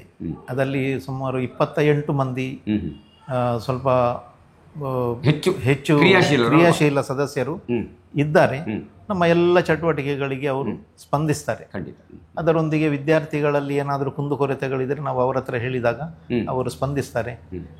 ಆರ್ಥಿಕವಾಗಿ ಕೂಡ ಕೆಲವರು ಮುಂದೆ ಬಂದು ನಮ್ಮ ಬಡ ವಿದ್ಯಾರ್ಥಿಗಳಿಗೆ ದಾನ ಮಾಡುವಂಥದ್ದು ಕೂಡ ಇದೆ. ಖಂಡಿತ ಒಳ್ಳೆಯ ಮಾತನ್ನು ಹೇಳಿದ್ದೀರಿ. ನಿಮ್ಮೊಂದಿಗೆ ರಕ್ಷಕ ಶಿಕ್ಷಕ ಸಂಘವು ಬೆನ್ನೆಲುಬಾಗಿ ನಿಂತಿದೆ, ಒಳ್ಳೆಯ ಕೆಲಸ ಮಾಡ್ತಾಯಿದೆ. ಶಾಲೆಗಳಲ್ಲಿ ಮಧ್ಯಾಹ್ನದ ಊಟದ ವ್ಯವಸ್ಥೆ ಇರುತ್ತದೆ, ಇಲ್ಲಿ ಹೇಗೆ? ಇಲ್ಲಿ ಕೂಡ ನಾವು ವ್ಯವಸ್ಥಿತವಾಗಿ ಮಧ್ಯಾಹ್ನದ ಊಟ ವ್ಯವಸ್ಥೆ ಕೊಡ್ತೇವೆ. ಸರ್ಕಾರದ ವತಿಯಿಂದ ಉಂಟು? ಸರ್ಕಾರದ ವತಿಯಿಂದ ಬಿಸಿ ಊಟದ ವ್ಯವಸ್ಥೆ ಇದೆ, ಆದರೆ ಅದನ್ನು ಒಂದು ವ್ಯವಸ್ಥಿತವಾಗಿ ನಾವು ಕೊಡ್ತೇವೆ. ಖಂಡಿತ ಇಲ್ಲಿ ಹಾಗೆಯೇ ಈ ಇತ್ತೀಚೆಗೆ ಕೊಡುವಂಥ ಮೊಟ್ಟೆ ಆಗಲಿ, ಮೊಟ್ಟೆ ತಿನ್ನದವರಿಗೆ ಹಣ್ಣು ಹಂಪಲು, ಚಿಕ್ಕಿ, ಈ ಎಲ್ಲ ವ್ಯವಸ್ಥೆಯನ್ನು ನಾವು ಎಲ್ಲ ಮಕ್ಕಳಿಗೆ ಯಾವುದು ಕಡಿಮೆ ಇಲ್ಲದ ರೀತಿಯಲ್ಲಿ ನಾವು ಕೊಡ್ತೇವೆ. ವ್ಯವಸ್ಥಿತವಾಗಿ ಹೋಗ್ತಾ ಇದೆ ಈ ಕಾರ್ಯವು. ಬಹಳ ಸಂತೋಷ. ಹಾಗಾದರೆ ಇನ್ಸ್ಪೈರ್ ಅವಾರ್ಡ್, ವಿಜ್ಞಾನ ಮೇಳಗಳು ಮತ್ತು ಪ್ರತಿಭಾ ಕಾರಂಜಿ, ಯಾಕಂದರೆ ಸಮಯದ ಇತಿಮಿತಿಯಿಂದಾಗಿ ಮೂರನ್ನು ಒಟ್ಟೊಟ್ಟು ಬಂದು ಕೇಳ್ತಾ ಇದ್ದೇನೆ, ಈ ಬಗ್ಗೆಯೂ ನಿಮ್ಮ ಅನುಭವವನ್ನು ಹೇಳಿದ್ವಿ. ಪ್ರತಿಭಾ ಕಾರಂಜಿಯಲ್ಲಿ ನಮ್ಮ ವಿದ್ಯಾರ್ಥಿಗಳು 3 ಸಲ, ನಾನು ಮುಖ್ಯ ಶಿಕ್ಷಕನಾದ ಬಳಿಕ 3 ಸಲ ರಾಜ್ಯ ಮಟ್ಟಕ್ಕೆ ಕೂಡ ಪ್ರತಿನಿಧಿಸಿಕೊಂಡು ಬಂದಿದ್ದಾರೆ. ಸರಿ. ಹಾಗೆ ಇನ್ಸ್ಪೈರ್ ಅವಾರ್ಡ್ಗೆ ಕೂಡ ನಮ್ಮ ವಿದ್ಯಾರ್ಥಿಗಳು ಆಯ್ಕೆಯಾಗಿದ್ದಾರೆ, ಆದರೆ ರಾಜ್ಯ ಮಟ್ಟಕ್ಕೆ ಹೋಗಿರಲಿಲ್ಲ, ಜಿಲ್ಲಾ ಮಟ್ಟಕ್ಕೆ ಆಯ್ಕೆಯಾಗಿದೆ. ಇನ್ನೊಂದು ವಿಶೇಷವಾಗಿ ಈ ವಿಪ್ರೋ ಸಂಸ್ಥೆಯವರು ನಡೆಸಿರುವಂಥ ವಿಪ್ರೋ ಅರ್ಥಿಯನ್ ಪ್ರಾಜೆಕ್ಟ್, ಇದರಲ್ಲಿ 2 ವರ್ಷಗಳಲ್ಲಿ ಸತತವಾಗಿ ರಾಜ್ಯ ಮಟ್ಟದಲ್ಲಿ ನಮ್ಮ ವಿದ್ಯಾರ್ಥಿಗಳು ಪ್ರಶಸ್ತಿಯನ್ನು ಪಡೆದಿದ್ದಾರೆ. ಇದು ಒಂದು ವಿದ್ಯಾರ್ಥಿಗಳ ಒಂದು ದೊಡ್ಡ ಸಾಧನೆ ಎಂದು ನಾನು ಭಾವಿಸ್ತೇನೆ. ತುಂಬ ಸಂತೋಷ. ಆದಷ್ಟು ಮಟ್ಟಿಗೆ ನಾನು ಆ ಸಮಯದ ಪರಿಮಿತಿ ನೋಡಿಕೊಂಡು ಕಡಿಮೆ ಮಾಡ್ತಾ ಇದ್ದೇನೆ. ಆದರೂ ಒಂದು ಪ್ರಶ್ನೆ ಬಹಳ ಮುಖ್ಯ. ವಿದ್ಯಾರ್ಥಿ ದಶೆಯಲ್ಲೇ ಬೆಳಿಬೇಕಾದಂಥ ವಿದ್ಯಾರ್ಥಿಗಳ ಮೌಲ್ಯ ಶಿಕ್ಷಣ ಮತ್ತು ಮೀನಾ ಯಾಕೆ ಹೇಳಿದೆ ಅಂದರೆ ಹೆಣ್ಣು ಮಕ್ಕಳ ಸಂರಕ್ಷಣೆ ಮೀನಾ ಇವತ್ತಿನ ಕಾಲದಲ್ಲಿ ಅನೇಕ ಘಟನೆ ಹೊರಗೆ ನೋಡ್ತೇವೆ. ಆ ಮಕ್ಕಳಿಗೆ, ಹೆಣ್ಣು ಮಕ್ಕಳಿಗೂ ಗಂಡು ಮಕ್ಕಳಿಗೆ ಇಬ್ಬರಿಗೂ ಕೌನ್ಸಿಲಿಂಗ್ ಆಗಬೇಕು ಈಗಿನ ಕಾಲ. ಈ ಹಿನ್ನೆಲೆಯಲ್ಲಿ ನಿಮ್ಮ ಶಾಲೆ ಕೈಗೊಂಡ ಕಾರ್ಯಗಳಿವೆ. ಮುಖ್ಯವಾಗಿ ನಮ್ಮಲ್ಲಿ ಹುಡುಗರಿಗೆ ಮತ್ತು ಹುಡುಗಿಯರಿಗೆ ಪ್ರತಿಯೊಂದು ವ್ಯವಸ್ಥೆಗಳು ಬೇರ್ಪಟ್ಟಿವೆ, ಅಂದರೆ ಬೇರೆ ಬೇರೆಯ ವ್ಯವಸ್ಥೆಗಳಿವೆ. ಶೌಚಾಲಯಗಳಾಗಲಿ ಅಥವಾ ಎಲ್ಲ ವ್ಯವಸ್ಥೆಗಳು ಹುಡುಗಿಯರಿಗೆ ಬೇರೆ, ಹುಡುಗರಿಗೆ ಬೇರೆ, ಈ ರೀತಿಯಾಗಿ ನಾವು ನಡೆದುಕೊಂಡು ಬಂದಿದೆ. ಇನ್ನು ನಮ್ಮಲ್ಲಿ ಹೆಣ್ಣು ಮಕ್ಕಳ ಸುರಕ್ಷಾ ಸಮಿತಿ ಬಹಳ ಅದ್ಭುತವಾಗಿ ಕಾರ್ಯನಿರ್ವಹಿಸ್ತಾ ಇದೆ. ನಮ್ಮ ಶಿಕ್ಷಕರು ಅದರಲ್ಲಿ ತುಂಬ ಮುತುವರ್ಜಿ ವಹಿಸ್ತಾರೆ. ಯಾವುದೇ ಸಮಸ್ಯೆಗಳು ಬಂದರೆ ಅವರು ಅವರ ಮನೆಯವರನ್ನು ಕರೆದು ಆಗಲಿ ಅಥವಾ ಯಾವುದೇ ಸಮಸ್ಯೆ ಆದರೆ ನನ್ನ ಗಮನಕ್ಕೆ ತರ್ತಾರೆ. ಅದರೊಂದಿಗೆ ಅವರಿಗೆ ಏನು ಕುಂದುಕೊರತೆ ಇಲ್ಲದ ಹಾಗೆ ಅವರು ನೋಡಿಕೊಳ್ತಾರೆ. ಇನ್ನು ಹುಡುಗಿಯರ ಸಮಸ್ಯೆಗಳನ್ನು ಪರಿಹರಿಸಲು ನಮ್ಮ ಮಹಿಳಾ ಶಿಕ್ಷಕಿಯರು ಅವರೇ ಬೇಕಾದ ಎಲ್ಲ ವ್ಯವಸ್ಥೆಗಳನ್ನು ಅವರು ಮಾಡ್ತಾರೆ. ಇಲ್ಲಿ ಯಾವುದು ಸಮಸ್ಯೆ ಎಂದು ನಾನು ಬಹುಶಃ 10 ವರ್ಷಗಳಲ್ಲಿ ಯಾವುದೇ ಸಮಸ್ಯೆಯನ್ನು ನಾನು ಎದುರಿಸಲಿಲ್ಲ, ಇಲ್ಲಿವರೆಗೆ ಆ ಸಮಸ್ಯೆಯನ್ನು ಕಾಣಲಿಲ್ಲ. ಖಂಡಿತ ಬಹಳ ಒಳ್ಳೆಯ ಮಾತು. ಯಾಕಂದರೆ ಕೆಲವು ಕಡೆ ಏನಾಗುತ್ತೆ ಅಂದರೆ ವಿದ್ಯಾರ್ಥಿನಿಯರು ಮತ್ತು ವಿದ್ಯಾರ್ಥಿಗಳಲ್ಲಿ ಗಂಡು ಮಕ್ಕಳು ಹೆಣ್ಣು ಮಕ್ಕಳಲ್ಲಿ ಕೆಲವೊಮ್ಮೆಲ್ಲವೂ ಲೆಟರ್ಗಳು ಪಾಸಾಗತಕ್ಕಂಥದ್ದು ಇನ್ನೊಂದು ಇರ್ತದೆ. ಕೆಲವು ಅಧ್ಯಾಪಕರು ಏನು ಮಾಡ್ತಾರೆ ಅಂದರೆ ಸ್ಟಾಫ್ ರೂಮಲ್ಲಿ ಬಂದು ಎಲ್ಲರಲ್ಲಿ ಹೇಳ್ತಾರೆ. ಆ ಥರ ಮಾಡದೆ ಅದನ್ನು ರಹಸ್ಯವಾಗಿ ಆ ಮಗುವನ್ನು ಮಾತ್ರ ಕರೆದು ಅಥವಾ ಅದಕ್ಕೆ ಸಂಬಂಧ ಒಂದು ಮುಖ್ಯೋಪಾಧ್ಯಾಯರ ಗಮನ ತೆರೆದು ಮಗುವನ್ನು ಮಾತ್ರ ಪೇರೆಂಟ್ಸ್ ಇಷ್ಟು ಮಾತ್ರ ಆದರೆ ಮಾತ್ರ ಆ ಮಗು ಮುಂದಕ್ಕೆ ಒಳ್ಳೆಯದಾಗಿ ಹೋಗುವ ಅವಕಾಶ ಇದೆ ಸರ್, ಇಲ್ಲದೆ ತೊಂದರೆ ಆಗ್ತದೆ. ಹೌದು, ಅದು ಖಂಡಿತ. ಯಾಕೆಂದರೆ ಅವರ ಮಾನಸಿಕ ಸ್ಥಿತಿಯನ್ನು ನಾವು ಅರ್ಥ ಮಾಡಿಕೊಳ್ಬೇಕು. ವ್ಯಕ್ತಿತ್ವಕ್ಕೆ ಯಾವತ್ತೂ ನಾವು ಅವರ ಭವಿಷ್ಯಕ್ಕೆ ನಾವು ಅಡ್ಡಗಾಲು ಹಾಕಬಾರ್ದು. ಖಂಡಿತ. ಆ ದೃಷ್ಟಿಯಿಂದ ನಾವು ಇದೇ ಕ್ರಮವನ್ನು ಅಳವಡಿಸ್ತಾ ಇದ್ದೇವೆ. ಇಲ್ಲಿ ನಮ್ಮಲ್ಲಿ ಯಾವುದೇ ಸಮಸ್ಯೆ ಬಂದರೆ ಅದಕ್ಕೆ ನೋಡಲ್ ಶಿಕ್ಷಕಿ ಇದ್ದಾರೆ, ಅವರ ಮುಖಾಂತರ ನನ್ನ ಗಮನಕ್ಕೆ ತಂದ ನಂತರ ನಾವು ಅವರಿಗೆ ಕೌನ್ಸಿಲಿಂಗ್ ಮಾಡ್ತೇವೆ. ಮುಖ್ಯವಾಗಿ ರೋಶನಿ ನಿಲಯದ ಕೌನ್ಸಿಲರ್ಸ್ಗಳು ನಮ್ಮಲ್ಲಿ ಬರ್ತಾರೆ ಗುರುವಾರ ಮತ್ತು ಶುಕ್ರವಾರ. ಆ ದಿನ ನಮ್ಮ ಹುಡುಗಿಯರಿಗೆ ಮತ್ತು ಹುಡುಗರಿಗೆ ಬೇಕಾದ ಕೌನ್ಸಿಲಿಂಗ್ ವ್ಯವಸ್ಥೆಯನ್ನು ಕೂಡ ನಾವು ಮಾಡುತ್ತೇವೆ. ತುಂಬ ಸಂತೋಷ. ಈಗಾಗಲೇ ಇಲಾಖೆಯ ನಿರ್ದೇಶನಕ್ಕೆ ಒಳಪಟ್ಟು ಅಲ್ಲಿಂದ ಸಿಗತಕ್ಕಂಥ ಎಲ್ಲ ಸವಲತ್ತುಗಳನ್ನು ಒದಗಿಸಿಕೊಡುವ ಜೊತೆಗೆ ಇನ್ನು ಒಳ್ಳೆಯ ರೀತಿಯಲ್ಲಿ ಅದನ್ನು ಮಾಡಿಕೊಡ್ತೇವೆ ಅಂತ ಹೇಳಿದ್ದೀರಿ ಸರ್. ಬಹಳ ಒಳ್ಳೆಯ ಒಂದು ಕೆಲಸವನ್ನು ಮಾಡ್ತಾ ಇದ್ದೀವಿ ಶಿಕ್ಷಣದ. ಯಾಕೆಂದರೆ ಈ ಆಹಾರ ಕೊಡ್ತಕ್ಕಂಥ ಉದ್ದೇಶ ಶಾಲೆಗಳಲ್ಲಿ ಅದು ಯುನಿಸೆಫ್ ವರ್ಲ್ಡ್ ಆರ್ಗನೈಸೇಷನ್, ಅದು ವಿಶ್ವಸಂಸ್ಥೆ, ಅದರ ಅಧೀನದ ಯುನಿಸೆಫ್ ಹೇಳಿದರು ಭಾರತದಲ್ಲಿ ಅಥವಾ ಇಷ್ಟು ರಾಷ್ಟ್ರಗಳು, ಭಾರತ ಮಾತ್ರ ಅಲ್ಲ, ರಾಷ್ಟ್ರಗಳಲ್ಲಿ ಮಕ್ಕಳಿಗೆ ಅಪೌಷ್ಟಿಕತೆ ಇದೆ, ಆ ಹಿನ್ನೆಲೆಯಲ್ಲಿ ಕೊಡೋದು ಒಳ್ಳೆಯ ಕೆಲಸ ಮಾಡ್ತಾರೆ. ಇದು ಎಲ್ಲ ಮಕ್ಕಳಿಗೆ ಇದೆಯಾ? ಎಷ್ಟನೇ ತರಗತಿವರೆಗೆ ಇದೆ? ನಮ್ಮ ಶಾಲೆ ಎಲ್ಲ ಮಕ್ಕಳಿಗೂ ಕೂಡ ಇದೆ. ಬಹಳ ಸಂತೋಷ, ಒಳ್ಳೆಯ ಕೆಲಸ. ಎಲ್ಲ ಮಕ್ಕಳಿಗೂ ಇದೆ. ಎಲ್ಲಿವರೆಗೆ ಅಂದರೆ ಮನೆಯಿಂದ ಟಿಫಿನ್ ತರುವ ಮಕ್ಕಳು ಕೂಡ 1-2 ದಿನ ಟಿಫಿನ್ ತಂದು ಆರಂಭದಲ್ಲಿ, ನಂತರ ಅದಕ್ಕಿಂತ ಇದೇ ಆಗ್ಬೋದು ಅಂತ ಇದೇ ಊಟವನ್ನು ಮಾಡುವವರಿದ್ದಾರೆ. ಯಾರು ಕೂಡ ಊಟ ಮಾಡುವುದಿಲ್ಲ ಅಂತ ಹೇಳುವುದಿಲ್ಲ. ನಾವು ಶಿಕ್ಷಕರು ಕೂಡ ಅದೇ ಊಟವನ್ನು ಮಾಡ್ತೇವೆ. ಅದರಿಂದ ಒಳ್ಳೆಯ ವ್ಯವಸ್ಥೆ ನಮ್ಮ ಶಾಲೆಯಲ್ಲಿದೆ. ಮತ್ತು ಕಾಲಕಾಲಕ್ಕೆ ಸರ್ಕಾರದಿಂದ ಈ ಐರನ್ ಮಾತ್ರೆಗಳಾಗಲಿ ಅಥವಾ ಹುಡುಗಿಯರಿಗೆ ನ್ಯಾಪ್ಕಿನ್ಸ್ ಕೊಡುವಂಥದ್ದಾಗಲಿ ಅದೆಲ್ಲವನ್ನು ಕ್ರಮಬದ್ಧವಾಗಿ ನಾವು ಮಾಡ್ತಾ ಇದ್ದೀವಿ. ಹೌದು, 10ನೇ ತರಗತಿಯವರಿಗೆ ವ್ಯಾಕ್ಸಿನ್ ಕೊಡುವಂಥದ್ದು, ಪ್ರತಿಯೊಂದು ಆರೋಗ್ಯದ ಕಾರ್ಯಕ್ರಮಗಳು ವ್ಯವಸ್ಥಿತವಾಗಿ ಮಾಡ್ತೇವೆ. ಮತ್ತು ನಮ್ಮ ಶಾಲೆಯಲ್ಲಿ ಇನ್ನೊಂದು ವಿಶೇಷತೆ ಏನಂದರೆ, ನಮ್ಮ ಹತ್ತಿರದಲ್ಲಿದ್ದ ಈ ಪ್ರಾಥಮಿಕ ಆರೋಗ್ಯ ಕೇಂದ್ರ ಅದರ ಕಟ್ಟಡವನ್ನು ನವೀಕರಿಸುವ ಸಂದರ್ಭದಲ್ಲಿ ಅಲ್ಲಿಯ ಫಾದರ್ ಮುಲ್ಲರ್ ಆಸ್ಪತ್ರೆಯ ಒಂದು ವಿಭಾಗ ಅದು ನಮ್ಮ ಶಾಲೆಯ ಕ್ಯಾಂಪಸ್ ಒಳಗೆ ಇದೆ. ಹೌದು, ಯಾವುದೇ ಸಮಯದಲ್ಲಿ ಯಾವುದೇ ಸಂದರ್ಭದಲ್ಲಿ ಮಕ್ಕಳು ಬೇಕಿದ್ರೆ ಅಲ್ಲಿ ಅನಾರೋಗ್ಯ ಇದ್ರೆ ಅದರ ಉಪಯೋಗ ಮಾಡಬಹುದಲ್ವಾ? ಇದೊಂದು ಒಳ್ಳೆಯ ಇದು. ಇದು ಮಕ್ಕಳಿಗೆ ಒಂದು ಲಾಭಕರ, ಖಂಡಿತ ಲಾಭ. ಹೌದು, ಒಳ್ಳೆಯದು, ಬಹಳ ಒಳ್ಳೆಯ ಮಾತನ್ನು ಹೇಳಿರಿ ನಿಜವಾಗಿ. ಇನ್ನು ವರ್ಷದಲ್ಲಿ ಒಂದು 4-5 ಸಲ ಆದರೂ ನುರಿತ ವೈದ್ಯರಿಂದ ಕರೆದು ಹೆಣ್ಣು ಮಕ್ಕಳಿಗೆ ಆರೋಗ್ಯ ತಪಾಸಣೆ ಹೇಗೂ ಆಗ್ತದೆ. ಹೆಣ್ಣು ಮಕ್ಕಳಿಗೆ ನಾವು ವಿಶೇಷವಾಗಿ ತರಬೇತಿಯನ್ನು ಕೊಡ್ತೇವೆ, ನುರಿತ ವೈದ್ಯರಿಂದಲೇ ಮಾಡಿಸ್ತೇವೆ. ಇದಕ್ಕೆ ಎಲ್ಲ ವ್ಯವಸ್ಥೆಯನ್ನು ನಾವು ನಮ್ಮ ಶಾಲೆಯಲ್ಲಿ ಮಾಡ್ತೇವೆ. ತುಂಬ ಸಂತೋಷ.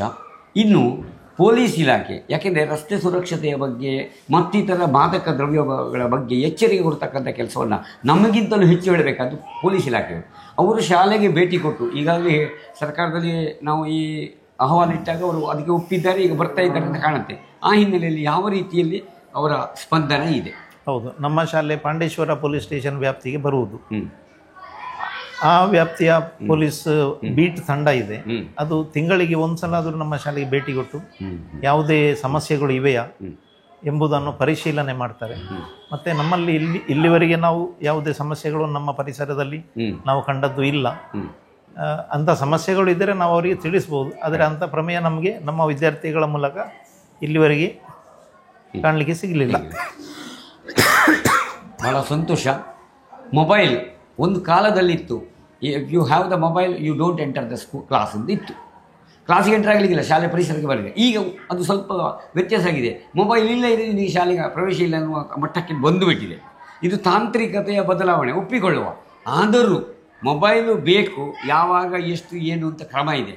ಮೊಬೈಲು ಒಂದು ಶಿಕ್ಷಣಕ್ಕೆ ಪೂರಕವಾದ ಒಂದು ಗೈಡ್ ಅಥವಾ ಇದ್ದ ಹಾಗೆ, ಪುಸ್ತಕ ಇದ್ದ ಹಾಗೆ ಎಲ್ಲವೂ ಮಾಹಿತಿ ಇದೆ.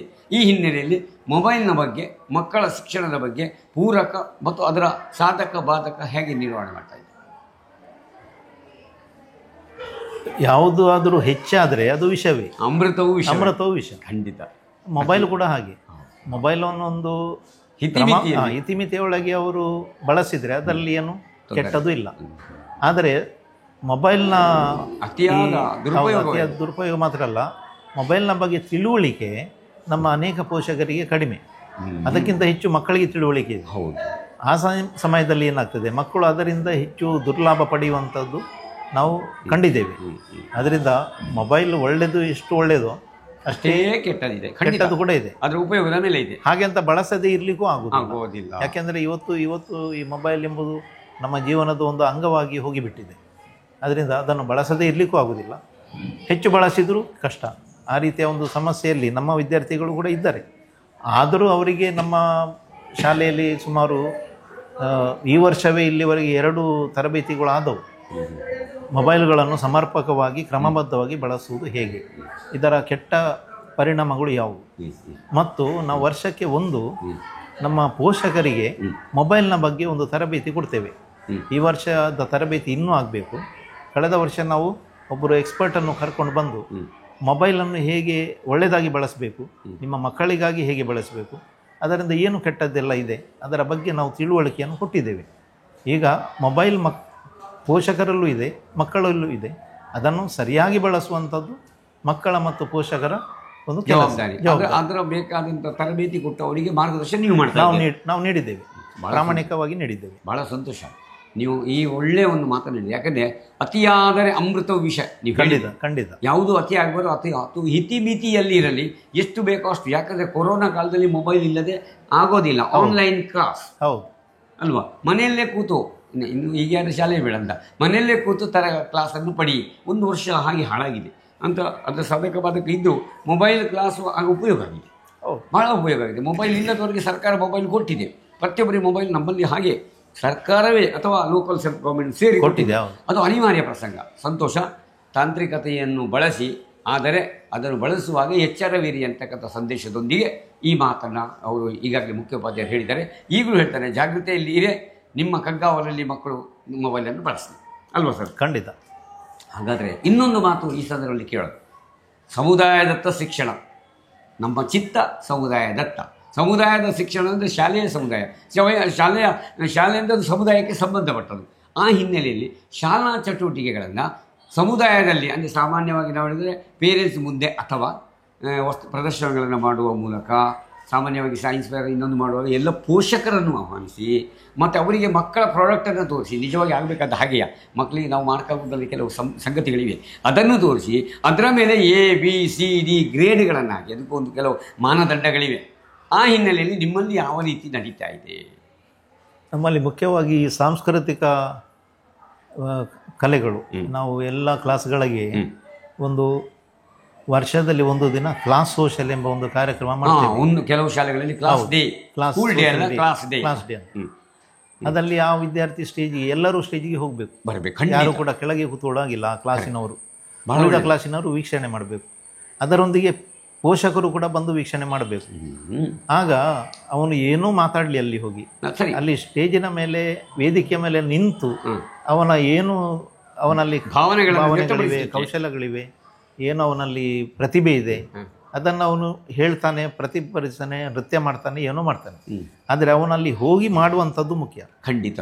ಅದರಿಂದಾಗಿ ಆ ವಿದ್ಯಾರ್ಥಿಗೆ ಧೈರ್ಯ ಸಿಗ್ತದೆ ಮತ್ತು ಪೋಷಕರಿಗೆ ಕೂಡ ನನ್ನ ಮಗ ಅಲ್ಲಿ ವೇದಿಕೆಗೆ ಹೋಗಿದ್ದಾನೆ ಎಂಬ ತೃಪ್ತಿ ಸಿಗ್ತದೆ. ಇದು ಬಹುಶಃ ಇದು ಅವರ ಮಕ್ಕಳ ಜೀವನದಲ್ಲಿ ಮುಂದಕ್ಕೆ ಅವರು ಯಾವುದೇ ಒಂದು ದೊಡ್ಡ ಉದ್ಯೋಗಕ್ಕೆ ಸೇರುವಾಗ ಅಂತ ಒಂದು ಆ ಮುಜುಗರದಿಂದ ಅವರಿಗೆ ತಪ್ಪಿಸಲಿಕ್ಕೆ ಸಹಾಯ ಆಗ್ಬೋದು ಅಂತ ನನ್ನ ಯೋಚನೆ. 100ಕ್ಕೆ 100 ಸತ್ಯ. ನಾನು ನಾರಾವಿ ಹೈಸ್ಕೂಲಲ್ಲಿ ಓದ್ತಾ ಇದ್ದಾಗ ನಾನು ಇದ್ದದ್ದು ಚಡ್ಡಿ ಪೈಲ್ವಾನ್ ಹೇಳಿದ್ದಾನೆ. ನನಗೆ ಆಟಕ್ಕೆ ಬಿಡ್ತಿರಲಿಲ್ಲ. ಯಾಕೆಂದರೆ ಇವಾಗ ಕಡ್ಡಿ ಪೈಲ್ವಾನ್ ಇಲ್ಲ, ನಮ್ಮಲ್ಲಿ ಹಾಕಿ ಆಗಲೇ ಇತ್ತು. ಹಾಕಿಯಲ್ಲಿ ಒಂದು ಏಟು ಬಿದ್ದರೆ ನಾನಿಲ್ಲ.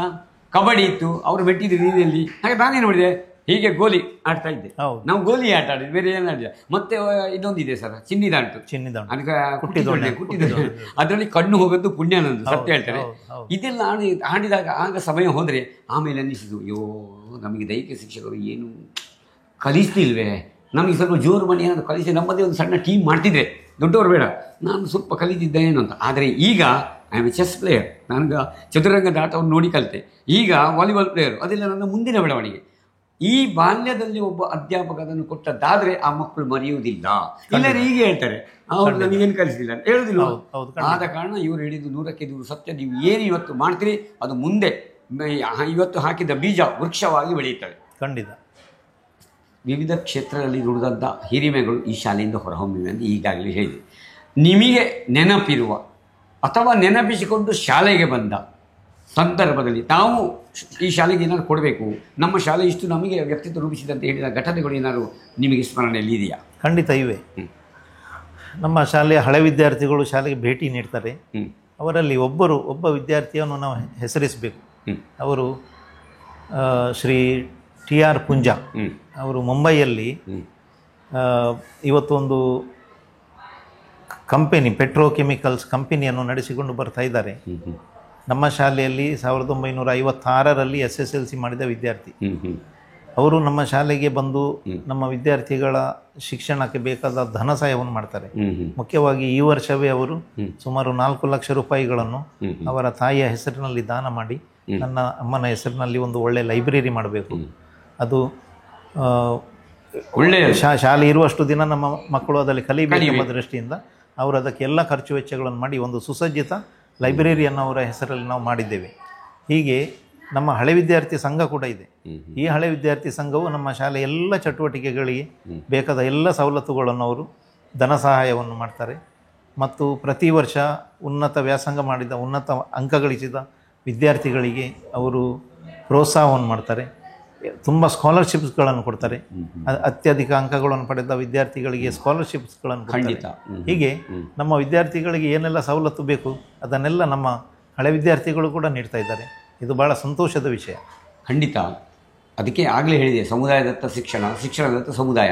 ಸಮುದಾಯ ಶಿಕ್ಷಣವನ್ನು ಇದ್ದರೆ ಸರ್ಕಾರಿ ಶಾಲೆಗಳೆಲ್ಲ ಉಂಟಲ್ಲ, ಸರ್ಕಾರ ಕೈ ಹಾಕಬೇಕಾಗಿಲ್ಲ, ಅಷ್ಟು ಸಹಾಯ ಬಂದಿತ್ತು. ಹೌದು, ಖಂಡಿತ. ಅಲ್ಲಿ ಕಲಿತ ವಿದ್ಯಾರ್ಥಿಗಳು ಸೇರಿದೆ ಬಂದಿತ್ತು. ಏನೇ ಇರಲಿ, ಕೆರೆಯ ನೀರನ್ನು ಕೆರೆಗೆ ಚೆಲ್ಲಿ ವರವ ಪಡೆಯಿರೋ. ನಾವು ಕಲಿತ ಶಾಲೆಗೆ ನಮ್ಮ ಋಣತೆ ನೋಡಿ, ಕೆಲವು ಋಣಗಳಿಗೆ ಅದು ತೀರಿಸಲಿಕ್ಕಾಗೋದಿಲ್ಲ.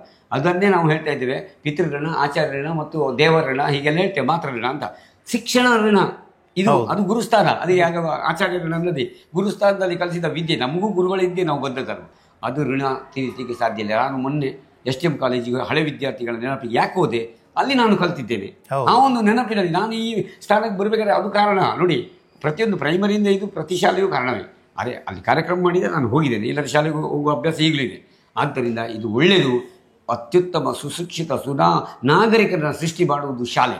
ಮನೆಯೇ ಮೊದಲ ಪಾಠಶಾಲೆ, ನಂತರದ ಶಾಲೆಯೇ ಮೊದಲ ಮನೆ ಆಗಿರ್ತದೆ. ಅದೇ ಖಂಡಿತ ಅಲ್ವಾ. ನನಗೆ ನಮ್ಮ ಶಾಲೆಯ ಒಂದು ಬ್ಯಾಚಿನ ನೆನಪು ಬರ್ತದೆ. 1995ರ ಒಂದು ಬ್ಯಾಚ್, 1995 ಬ್ಯಾಚ್. ಈ ಬ್ಯಾಚಿನ ಒಂದು 20 ಮಂದಿ ವಿದ್ಯಾರ್ಥಿಗಳು ಒಟ್ಟು ಸೇರಿ ಒಂದು ದಿನ ಶಾಲೆಗೆ ಬಂದು, ಆಗ ರಜಾಕಾಲ, ಅಕ್ಟೋಬರ್ನಲ್ಲಿ ರಜೆಯಲ್ಲಿದ್ದೆ.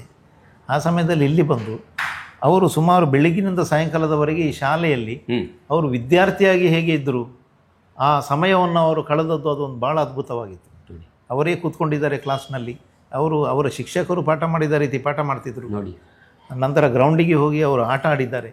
ಇದೆಲ್ಲ ಅವರ ನೆನಪುಗಳು. ಅದರಿಂದ ವಿದ್ಯಾರ್ಥಿಗಳು, ನಮ್ಮ ವಿದ್ಯಾರ್ಥಿಗಳು ಎಲ್ಲಿ ಹೋದರೂ ಕೂಡ ತಮಗೆ ವಿದ್ಯೆ ನೀಡಿದ ಶಾಲೆಯನ್ನು, ಸಂಸ್ಥೆಯನ್ನು ಅವರು ಮರೆಯುವುದಿಲ್ಲ. ಖಂಡಿತ ಆ ಸವಿ ನೆನಪುಗಳು ಅವರಲ್ಲಿ ಇರ್ತವೆ. ಅದಕ್ಕೆ ಹೇಳೋದು, ಸವಿ ನೆನಪು, ಸಾವಿರ ನೆನಪು ನಾನು ಬರ್ತಾನೆ ಇರ್ತವೆ. ನೆನಪುಗಳೇ ಮೊದಲು ಹೇಳೋದು ಇದನ್ನೇ ನೋಡಿ. ಇದು ಶಾಲೆಯೊಂದು ಯಾವ ರೀತಿ ಕಟ್ಟಕಡೆಯ ಸಮಾಜದ ಅತ್ಯುನ್ನತವಾದ ಒಂದು ಏನು ಹೇಳ್ತಾರೆ ಶಿಲ್ಪಿಗಳನ್ನು ಸೃಷ್ಟಿ ಮಾಡುತ್ತದೆ.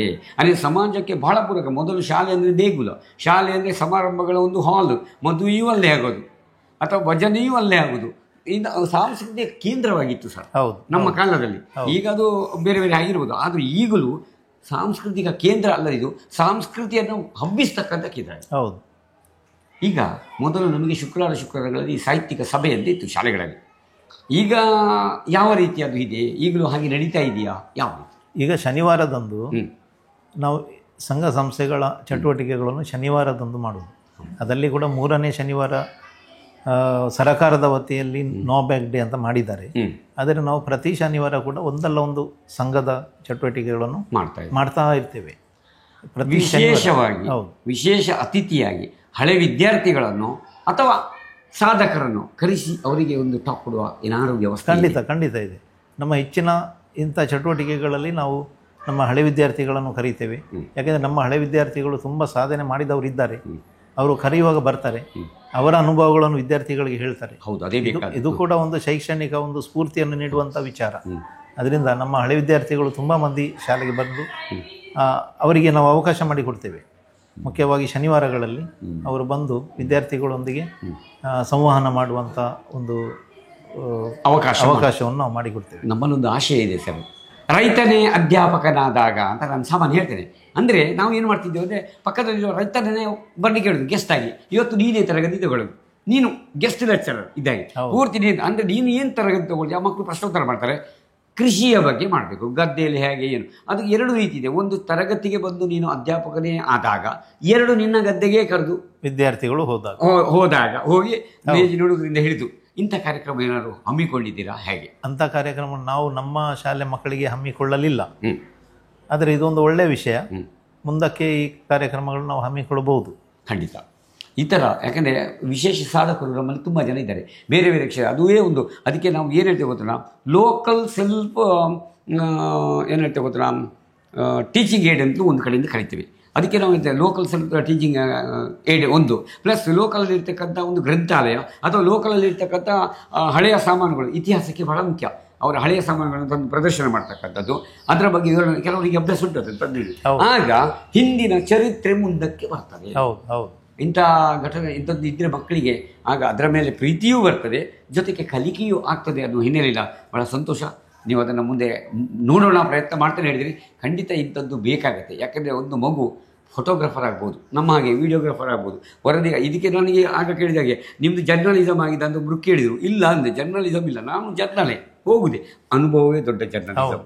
ಹಾಗಾಗಿ ಈ ರೀತಿಯ ಅನುಭವ ಕೊಡಬೇಕಾದ್ರೆ ಈಗ ಉದಾಹರಣೆಗೆ ಪತ್ರಿಕೆ ಓದುವುದಿರ್ಬೋದು, ಪತ್ರಿಕಾ ರಂಗ, ಅದಕ್ಕೆ ಆ ಹಿನ್ನೆಲೆಯಲ್ಲಿ ಶಾಲೆಗಳಲ್ಲಿ ಸ್ಮರಣ ಸಂಚಿಕೆಗಳನ್ನು ಮಾಡ್ತಾರೆ. ಹೆಚ್ಚಿನ ಅಂಶ ಇಲ್ಲೂ ಇರಬಹುದಲ್ವ ಸರ್? ಇದೆ ಇದೆ. ಹೇಗೆ ಹಸ್ತಪ್ರತಿಯ ಸ್ಮರಣ ಸಂಚಿಕೆ? ನಾವು ಮುಖ್ಯವಾಗಿ ಒಂದು ಬುಲೆಟಿನ್ ಬೋರ್ಡ್ ಮಾಡಿ ಹಾಕ್ತೀರಾ? ಎಲ್ಲ ಕ್ಲಾಸ್ಗಳಲ್ಲಿ ಅವರ ಬೋರ್ಡ್ಗಳಿವೆ. ಅದರಲ್ಲಿ ಅವರು ಯಾವುದೇ ಬರಹ ಆಗಲಿ ಚಿತ್ರ ಆಗಲಿ ಅದನ್ನು ಅವರು ಪ್ರದರ್ಶಿಸ್ತಾರೆ. ಮತ್ತು ನಾವು ಮುಖ್ಯವಾಗಿ ನಮ್ಮ ಈ 2021ರಲ್ಲಿ ನಮ್ಮೊಂದು ಅಮೃತ ಮಹೋತ್ಸವ ಆಚರಣೆ ಆಗಬೇಕಿತ್ತು. ಆದರೆ ಕೋವಿಡ್ನಿಂದಾಗಿ ಆ ಸಮಯದಲ್ಲಿ ಮಾಡಿರಲಿಲ್ಲ. ಅದರ ನಂತರದ ವರ್ಷಗಳಲ್ಲಿ ನಾವು ಮಾಡಿದ್ದೆವು. ಇದರ ಪ್ರಯುಕ್ತ ನಾವು ಒಂದು ಮ್ಯಾಗಝೀನನ್ನು ಕೂಡ ಬಿಡುಗಡೆ ಮಾಡಿದ್ದೇವೆ. ಹಾಗೆ ಮಕ್ಕಳಿಗೆ ಅಂಥ ಬರವಣಿಗೆ ಅವಕಾಶವನ್ನು ನಾವು ತುಂಬ ಕೊಡ್ತಾ ಇದ್ದೇವೆ. ತುಂಬ ಸಂತೋಷ.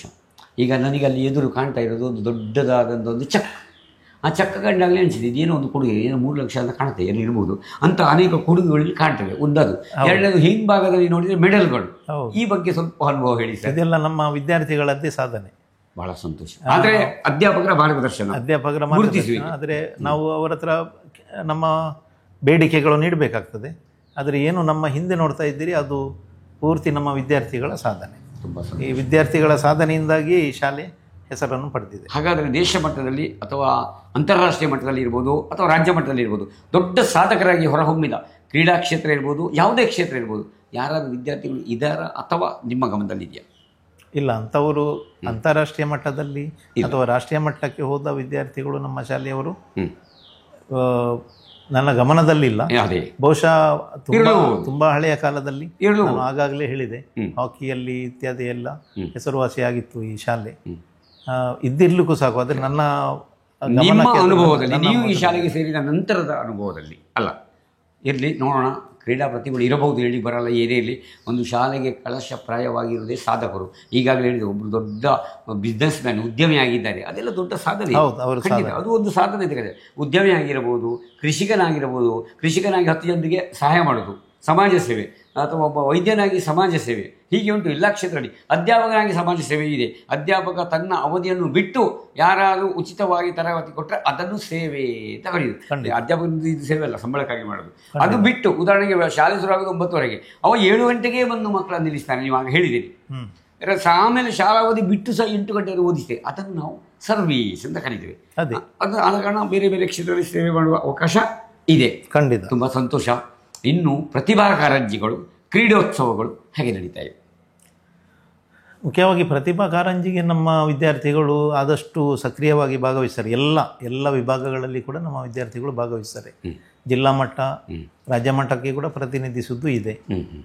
ಕ್ರೀಡೋತ್ಸವ ಪ್ರತಿದಿನ ನಮ್ಮ ಕ್ರೀಡಾ ಶಿಕ್ಷಕರು, ದೈಹಿಕ ಶಿಕ್ಷಕರು, ಶಿಕ್ಷಣ ಶಿಕ್ಷಕರು ಸಾಯಂಕಾಲ 5 ಗಂಟೆವರೆಗೆ, 5:30 ಗಂಟೆವರೆಗೆ, ಬೆಳಗ್ಗೆ 7 ಗಂಟೆಯಿಂದ ಮಕ್ಕಳನ್ನು ಕರೆದು ಅವರಿಗೆ ಎಲ್ಲ ತರಬೇತಿ ಕೊಡ್ತಾ ಇದ್ದಾರೆ. ನಮ್ಮಲ್ಲಿ ಸುಸಜ್ಜಿತವಾದ ಆಟದ ಮೈದಾನ ಇದೆ. ಎಲ್ಲ ಕ್ರೀಡೆಗಳಲ್ಲಿ ಅವರು ಭಾಗವಹಿಸುವಂತೆ ಅವರು ಪ್ರೇರೇಪಿಸ್ತಾರೆ. ಇನ್ನು ವರ್ಷಕ್ಕೆ ಒಂದು ದಿವಸ ನಾವು ಕ್ರೀಡಾ ದಿನಾಚರಣೆ ಮಾಡ್ತೇವೆ. ಅದು ಭಾಳ ಅದ್ಭುತವಾಗಿ ಬರ್ತದೆ. ವಿದ್ಯಾರ್ಥಿಗಳು ಪಥಸಂಚಲನ ಮಾಡುವುದಾಗಲಿ ಅಥವಾ ಆಟಗಳಲ್ಲಿ ಭಾಗವಹಿಸುವುದಾಗಲಿ ಅದೆಲ್ಲ ಭಾಳ ಅದ್ಭುತವಾಗಿ ಬರ್ತಾ ಇದೆ. ಅದರಿಂದ ಹೆಚ್ಚಿನ ಎಲ್ಲ ಸರಕಾರದ ವತಿಯಿಂದ, ಇಲಾಖೆ ವತಿಯಿಂದ ಯಾವೆಲ್ಲ ಕ್ರೀಡೆಗಳು ಆಯೋಜಿಸಲ್ಪಡ್ತವೆ ಅವುಗಳಲ್ಲೆಲ್ಲ ನಮ್ಮ ವಿದ್ಯಾರ್ಥಿಗಳು ಭಾಗವಹಿಸ್ತಾರೆ. ತುಂಬ ಸಂತೋಷ. ಈಗ ಮುಖ್ಯವಾಗಿ ಬರ್ತಕ್ಕಂಥ ಪ್ರಶ್ನೆ ನಮ್ಮದು ಅಂದರೆ ಖಾಸಗಿ ಹೈಸ್ಕೂಲು ಅನುದಾನಿತ ಕನ್ನಡ ಮಾಧ್ಯಮ ಶಾಲೆ ಅಂತ ನನ್ನ ತಿಳುವಳಿಕೆ. ಅದು ಅಲ್ಲದೆ ಇವತ್ತು ದಿನದಿಂದ ದಿನಕ್ಕೆ ಕನ್ನಡ ಮಾಧ್ಯಮದಲ್ಲಿ ಮಕ್ಕಳ ಸಂಖ್ಯೆಯ ಕೊರತೆ ಅಲ್ಲಲ್ಲಿ ಕೇಳಿ ಬರ್ತದೆ, ಇಲ್ಲಿ ಗೊತ್ತಿಲ್ಲ. ಜೊತೆಗೆ ಆಂಗ್ಲ ಮಾಧ್ಯಮ ಇದೆಯಾ? ಇದರ ಬಗ್ಗೆ ಏನು, ಹೇಗೆ? ನಮ್ಮದು 1946ರಲ್ಲಿ ಕನ್ನಡ ಮಾಧ್ಯಮವಾಗಿ ಆರಂಭವಾದ ಶಾಲೆ 1968ರಿಂದ ಆಂಗ್ಲ ಮಾಧ್ಯಮದ ಒಂದು ವಿಭಾಗವನ್ನು ಕೂಡ ಸೇರ್ಪಡೆಗೊಳಿಸಿದ್ದಾರೆ. ಹೆಚ್ಚುವರಿ ನೀವು ಅದನ್ನು ಪ್ಯಾರಲಲ್ ಆಗಿ ಕೊಂಡೋಗ್ತೀರಾ? ಹೌದು, ಅದು ಕೂಡ ಅನುದಾನಿತ ಶಾಲೆ. ಅದೇ ಅಷ್ಟೇ ನಂದಿದ್ದ. ಹೌದು, ಆಂಗ್ಲ ಮಾಧ್ಯಮ ಕೂಡ ಅನುದಾನಿತ. ಆದರೆ ಇತ್ತೀಚೆಗೆ ಆಂಗ್ಲ ಮಾಧ್ಯಮ ಶಾಲೆಗಳು ಹೆಚ್ಚಾಗಿ ಮತ್ತು CBSE ICSE ಶಾಲೆಗಳು ಹೆಚ್ಚಾಗ್ತಾ ಸ್ಕೂಲ್ಗಳು, ನಮ್ಮ ಶಾಲೆಗೆ ಬರುವ ವಿದ್ಯಾರ್ಥಿಗಳ ಸಂಖ್ಯೆ ಕಡಿಮೆ ಆಗ್ತಾ ಇದೆ. ಈಗ ಕೂಡ ಕಡಿಮೆ ಆಗ್ತಾ ಇದೆ. ಪ್ರತಿ ವರ್ಷ ಒಂದು ಒಟ್ಟು ವಿದ್ಯಾರ್ಥಿಗಳು ನೋಡುತ್ತಿದ್ರೆ ಒಂದು ವರ್ಷಕ್ಕೆ ಒಂದು 5 ಮಂದಿ ವಿದ್ಯಾರ್ಥಿಗಳ ಕಡಿತ ಕೊರತೆ ಅಂತ ಹೇಳುವುದಿಲ್ಲ, ಕಡಿತವಾಗ್ತಾ ಇದೆ. ಹೀಗೆ ಕಡಿಮೆ ಆಗ್ತಾ ಬರ್ತಾರೆ. ಅದರಿಂದ ಇನ್ನು ಮುಂದಕ್ಕೆ ಬಹುಶಃ ಈ ಇಂಗ್ಲೀಷ್ ವ್ಯಾಮೋಹದಿಂದ ಇದು ಹೀಗೆ ಆಗ್ತದೆ ಅಂತ ನನ್ನ ಅನಿಸಿಕೆ. ಆದರೆ ಕನ್ನಡ ವ್ಯಾಮೋಹವನ್ನು ಮಾಡಿದರೆ ಒಳ್ಳೆಯದು. ಯಾಕೆಂದರೆ ನಾವು ಕೂಡ ಕನ್ನಡ ಮಾಧ್ಯಮದಲ್ಲಿ ಕಲಿತು ಇಂಗ್ಲೀಷ್ ಪಾಠ ಮಾಡ್ತೇವೆ, ನಾವು ಏನು ಸಮಸ್ಯೆ ಇಲ್ಲ. ಅದರಿಂದ ಜನರಲ್ಲಿ ಒಂದು ಕೆಟ್ಟ ಯೋಚನೆ, ಇಂಗ್ಲೀಷ್ನಲ್ಲಿ ಕಲಿತರೆ ಮಾತ್ರ ಬುದ್ಧಿವಂತರು ಅಂತ. ಇಲ್ಲ, ನಮ್ಮ ಶಾಲೆಯಲ್ಲಿ ಕನ್ನಡ ಮಾಧ್ಯಮದಲ್ಲಿ ಕಲಿತ ವಿದ್ಯಾರ್ಥಿಗಳು ತರಗತಿಗೆ ಫಸ್ಟ್ ಬರ್ತಾರೆ. ಕನ್ನಡ ಮಾಧ್ಯಮದಿಂದ ಆಂಗ್ಲ ಮಾಧ್ಯಮಕ್ಕೆ ಬಂದ ವಿದ್ಯಾರ್ಥಿಗಳೇ ಹೆಚ್ಚು ಅಂಕಗಳನ್ನು ಪಡೆಯುತ್ತಾರೆ. ಖಂಡಿತ. ಅದರಿಂದ ಕನ್ನಡ ಮಾಧ್ಯಮದಲ್ಲಿ ಇದ್ದ ವಿದ್ಯಾರ್ಥಿಗಳು PUCಯಲ್ಲಿ ಒಳ್ಳೆ ಅಂಕ ಪಡೀತಾರೆ. ಇದು ನಾವು ನೋಡಿದ್ದು. ಇಂಗ್ಲಿಷ್ ಮಾಧ್ಯಮಕ್ಕಿಂತಲೂ ಕನ್ನಡ ಮಾಧ್ಯಮದಲ್ಲಿ ಕಲಿತ ವಿದ್ಯಾರ್ಥಿಗಳು PUCಯಲ್ಲಿ ಹೆಚ್ಚು ಅಂಕ ಪಡೀತಾರೆ. ನಾವು ನೋಡ್ತಾ ಇದ್ದೇವೆ ಇದನ್ನು. ಇನ್ನೊಬ್ಬಳು ವಿದ್ಯಾರ್ಥಿನಿ ಕನ್ನಡ ಮಾಧ್ಯಮದಲ್ಲಿ ಕಲಿತು PUC ಮಾಡಿ ಡಿಗ್ರಿ ಮಾಡಿ ಈಗ ಈ KESಗೆ ತರಬೇತಿಯನ್ನು ಪಡೆಯುತ್ತಾ ಇದ್ದಾಳೆ. ನೋಡಿ, ಇದೆಲ್ಲ ಕನ್ನಡ ಮಾಧ್ಯಮದಲ್ಲಿ ಈ ಸಾಧನೆಗಳು ಮಾಡಲಿಕ್ಕೆ ಸಾಧ್ಯ ಇದೆ. ಕೇವಲ ಇಂಗ್ಲಿಷ್ ಮೀಡಿಯಮಲ್ಲಿ ಸಾಧನೆ ಅಂತ ಹೇಳುವುದಿಲ್ಲ. ನೀವು ಹೇಳಿದ್ದು ಸರಿ ಸರ್, 100ಕ್ಕೆ 100 ಸಾಧ್ಯ ಇದೆ ಎಂಬುದು ನನ್ನ ಅನಿಸಿಕೆ. ಹಾಗಾಗಿ ಪೋಷಕರೇ ನೋಡಿ, ಕೇಳಿದ್ರಲ್ಲ ಮಾತನ್ನು. ನಾನು ಕನ್ನಡ ಮಾಧ್ಯಮದಲ್ಲಿ ಅಭ್ಯಾಸ ಮಾಡಿ ಇವತ್ತು ಇಂಗ್ಲೀಷ್ ಅಧ್ಯಾಪಕನಾಗಿಯೇ ಕರ್ನಾಟಕದಲ್ಲಿ ಇದ್ದದ್ದು. ಕೇರಳಕ್ಕೆ ಗಡಿ ದಾಟಿದ ಮೇಲೆ ನಾನು ಕನ್ನಡದ ಅಧ್ಯಾಪಕನಾದ್ದು. ಯಾಕೆ ಹೇಳ್ತಾ ಇದ್ದೇನೆ ಈ ಮಾತನ್ನೋದಿದೆ, ಮಗುವಿಗೆ ತನ್ನ ಪರಿಸರದ ಅನುಭವಕ್ಕಿರುವ ಭಾಷೆಯಲ್ಲಿ ಕಲಿಸಿದ್ದೇ ಆದಲ್ಲಿ, ಅದು ಕನ್ನಡ ಆದರೆ ಕನ್ನಡ, ಇಂಗ್ಲೀಷ್ ಆದರೆ ಇಂಗ್ಲೀಷ್, ಏನೇ ಇರಲಿ ಇಲ್ಲಿ ನಮಗೆ ಕನ್ನಡ ಇದ್ದರೆ ಎಲ್ಲೆಡೆ ನಮ್ಮ ಭಾಷೆಯನ್ನು ನಾವು ಮರಿಬಾರ್ದು. ಅದು ಎಲ್ಲ ಕಡೆ ಇಲ್ಲಿ ಸಲ್ಲುವವನು ಎಲ್ಲೂ ಸಲ್ಲುವನಯ್ಯ, ಇಲ್ಲಿ ಸಲ್ಲದವನು ಎಲ್ಲೂ ಸಲ್ಲನಯ್ಯ ಆಗಬಾರ್ದು. ಹಿನ್ನೆಲೆಯಲ್ಲಿ ಸಂಸ್ಕೃತಿಯನ್ನು ಕೊಡಲಿಕ್ಕಾಗುತ್ತೆ. ಭಾಷೆ ಹೋದರೆ ಸಂಸ್ಕೃತಿಯು ಹೋಗುತ್ತೆ.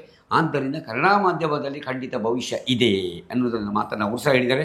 ನಾನು ಅದನ್ನು ಹೇಳ್ತೇನೆ. ವಿಶ್ವವಿದ್ಯಾನಿಲಯದ ಹರಿಹರ ಮೆಹಂದಲೆ ಕನ್ನಡ ಮಾಧ್ಯಮದಲ್ಲಿ ಓದಿತು ತುಂಬ ಜನ ಇದ್ದಾರೆ. ನಾನು ಮೊನ್ನೆ ಒಂದು ಇದೇ ಥರ ಸಂದರ್ಶನ ಮಾಡಿದ ಡಾಕ್ಟರ್ ಶ್ರೀಪಾದ್ ಮೆಹಂದಲೆ ಅನಸ್ತೇಶಿಯಾ HOD ಆಗಿದ್ದಾರೆ ನಮ್ಮ ದೇರ್ಲಗಟ್ಟೆಯಲ್ಲಿ, ನೀತಿಯಲ್ಲಿ. ಅವರು ಕನ್ನಡ ಮಾಧ್ಯಮದಲ್ಲಿ ಓದಿ ಕನ್ನಡದ ಎಷ್ಟೊಂದು ಅವರ ಒಂದು ಪ್ರೀತಿಯನ್ನು ಮೊನ್ನೆ ಅವರು ಭಾಳ ಹೇಳ್ತಾರೆ. ನೀವು ಕನ್ನಡ ಮಾಸ್ಟರ್, ನಾನು ಕನ್ನಡದಲ್ಲಿ ಮಾತಾಡ್ತೇನೆ ಹೇಳ್ತಾರೆ. ಅನಸ್ತೇಶಿಯಾ ಅಂತ ಹೇಳ್ತಾರೆ, ಅರಿವಳಿಕೆ ಅಂತ ಹೇಳ್ತಾರೆ ಅವರು. ನೋಡಿ, ಇದಕ್ಕಾಗಿ ಅಂಥದ್ದನ್ನು ಮಾಡಿ ಅಂತ ಹೇಳಿದ ಈ ಮಕ್ಕಳ ಕಡಿತಕ್ಕೆ ನೀವು ಸೂಚಿಸುವ ಪ್ರಯತ್ನ ಏನು?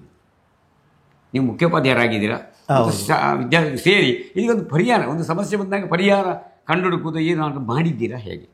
ಒಂದನೇದಾಗಿ ಶಾಲೆಯಲ್ಲಿ ಸರ್ಕಾರ ಕೊಡುವ ಸವಲತ್ತುಗಳನ್ನು ತಲುಪಿಸುವಂಥದ್ದು ಪೋಷಕರಿಗೆ. ಇನ್ನೊಂದು, ನಾವು ಪೋಷಕರ ಹತ್ರ ಹೋಗಿ ಈ ಕನ್ನಡ ಮಾಧ್ಯಮದಿಂದ ಹೇಗೆ ನಾವು ಹೆಚ್ಚು ಸಾಧನೆಗಳನ್ನು ಮಾಡಲಿಕ್ಕೆ ಸಾಧ್ಯ ಇದೆ ತಿಳುವಳಿಕೆಯನ್ನು ಕೊಡಬೇಕು. ಯಾಕೆಂದರೆ ತುಂಬ ಪೋಷಕರಿಗೆ ಈ ತಿಳುವಳಿಕೆ ಇಲ್ಲ. ಅವರು ತಿಳಿಯುವಂಥದ್ದು ಈ ಭಾಷೆಯೇ ಪ್ರಾಧಾನ್ಯ ಅಂತ. ಭಾಷೆ ಪ್ರಾಧಾನ್ಯ ಅಂತ ಅಲ್ಲ, ನಮ್ಮ ಮಕ್ಕಳ ಬುದ್ಧಿವಂತಿಕೆಗೆ ಭಾಷೆ ಇಲ್ಲ. ಬುದ್ಧಿವಂತಿಕೆಗೆ ಅದು ಭಾಷೆ ರಹಿತ. ಅದು ಕನ್ನಡದಲ್ಲಿ ಕೂಡ ಆಗ್ತದೆ, ಇಂಗ್ಲೀಷ್ನಲ್ಲಿ ಕೂಡ ಆಗ್ತದೆ. ಆದರೆ ನಮ್ಮ ಮಾತೃಭಾಷೆ ಕನ್ನಡ ಅದು ಹೆಚ್ಚು ಸುಲಲಿತವಾಗಿ ನಮ್ಮ ತಲೆಗೆ ಅರ್ಥವಾಗುವಂಥದ್ದು. ಅದನ್ನೇ ನಾವು ಕಲಿಕೆಯ ಇದರಲ್ಲಿ ಬಳಸಿದರೆ ಒಳ್ಳೆಯದು. ಹಾಗಂತ ನಾವು ನಮ್ಮ ಇತರ ಭಾಷೆಗಳಿವೆ, ಕೊಂಕಣಿ ಇದೆ, ತುಳು ಇದೆ, ಅವುಗಳು ಕೂಡ ನಮ್ಮ ಊರಿನ ಭಾಷೆಗಳೇ, ಅವುಗಳನ್ನು ನಾವು ಬಿಡುವಂತಿಲ್ಲ. ಆದರೆ ಈ ಶೈಕ್ಷಣಿಕವಾಗಿ ನಾವು ಕನ್ನಡವನ್ನು ಮರೆತು ಇಂಗ್ಲೀಷನ್ನೇ ಆರಿಸಿಕೊಂಡ್ರೆ ಕೊನೆಗೆ ಈ 3 ಭಾಷೆಗಳ ಅವನತಿ ಆಗ್ತದೆ ಅಲ್ವಾ?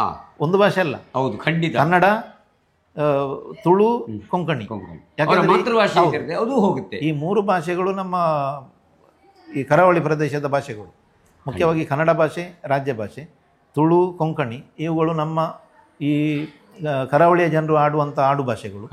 ಅದರಿಂದ ಕೇವಲ ಇಂಗ್ಲೀಷನ್ನು ನಾವು ನೆಚ್ಚಿಕೊಂಡು ಹೋದರೆ, ಸಣ್ಣ ಕ್ಲಾಸಿನಿಂದ ಇಂಗ್ಲೀಷನ್ನೇ ಬಳಸಿಕೊಂಡು ಹೋದರೆ, ಆಗ ನಾವು ಮುಂದಕ್ಕೆ ಈ ಒಂದು ಭಾಷೆ ಅಲ್ಲ, ನಮ್ಮ ಕರಾವಳಿಯ ಈ 3 ಭಾಷೆಗಳನ್ನು ನಾಶ ಮಾಡಿದಾಗೆ ಆಗಬಹುದು. ಇದರಿಂದ ಹೊರಗೆ ಬಂದು ಪೋಷಕರು ಸ್ವಲ್ಪ ಕನ್ನಡದ ಬಗ್ಗೆ ಮತ್ತು ನಮ್ಮ ಬೇರೆ ಭಾಷೆಗಳ ಬಗ್ಗೆ ಕೂಡ ಸ್ವಲ್ಪ ಚಿಂತನೆಯನ್ನು ಮಾಡಿದರೆ ಒಳ್ಳೆಯದು. ಖಂಡಿತ ಒಳ್ಳೆಯ ಮಾತನ್ನು ಹೇಳಿದಿರಿ. ಒಬ್ಬರು ಮನಃಶಾಸ್ತ್ರಜ್ಞರು ಈಗಾಗಲೇ ಹೇಳಿದ್ದಾರೆ, ಮಗುವಿಗೆ ಬಾಲ್ಯದಲ್ಲಿ ಹಲವು ಭಾಷೆಗಳನ್ನು ಕಲಿಯುವಂಥ ಅವಕಾಶವೂ ಇದೆ. ಅದು ಬಹಳ ಅಭಿವೃದ್ಧಿ ಸಂಕೇತ, ಅದರಲ್ಲಿ ಯಾವ ಮಾರಕ ಇಲ್ಲ. ಉದಾಹರಣೆ ನಾವೆಲ್ಲ ಹಾಗೆ, ನಮ್ಮ ಮಾತೃಭಾಷೆ ಮರಾಠಿ, ಚಿತ್ಪಾವನ ಮರಾಠಿ, ಆಯಿತಾ. ಈಗ ನಮ್ಮ ಫ್ರೆಂಡ್ಸ್ ಒಟ್ಟಿಗೆ ಇವರು ಹೇಳಿದ ಹಾಗೆ ಕೊಂಕಣಿ ಮಾತಾಡ್ತೇವೆ, ಕೊಂಕಣಿ, ತುಳು ಹೇಗೆ ಬಂತು? ತುಳು ಬರ್ತದೆ, ಕೊಂಕಣಿ ಬರ್ತದೆ. ಕನ್ನಡ ಶಾಲೆ ಬರುವಾಗಲೇ ಇದೆಲ್ಲ ಇಷ್ಟು ಭಾಷೆ ಕನ್ನಡ ಬರ್ತಿತ್ತು. ಆದರೆ ಶಾಲೆಯಲ್ಲಿ ಗಟ್ಟಿ ಆಯಿತು, ಕನ್ನಡ ಗಟ್ಟಿ ಆಯಿತು, ಇಂಗ್ಲೀಷ್ ಆಯಿತು, ಹಿಂದಿ ಆಯಿತು.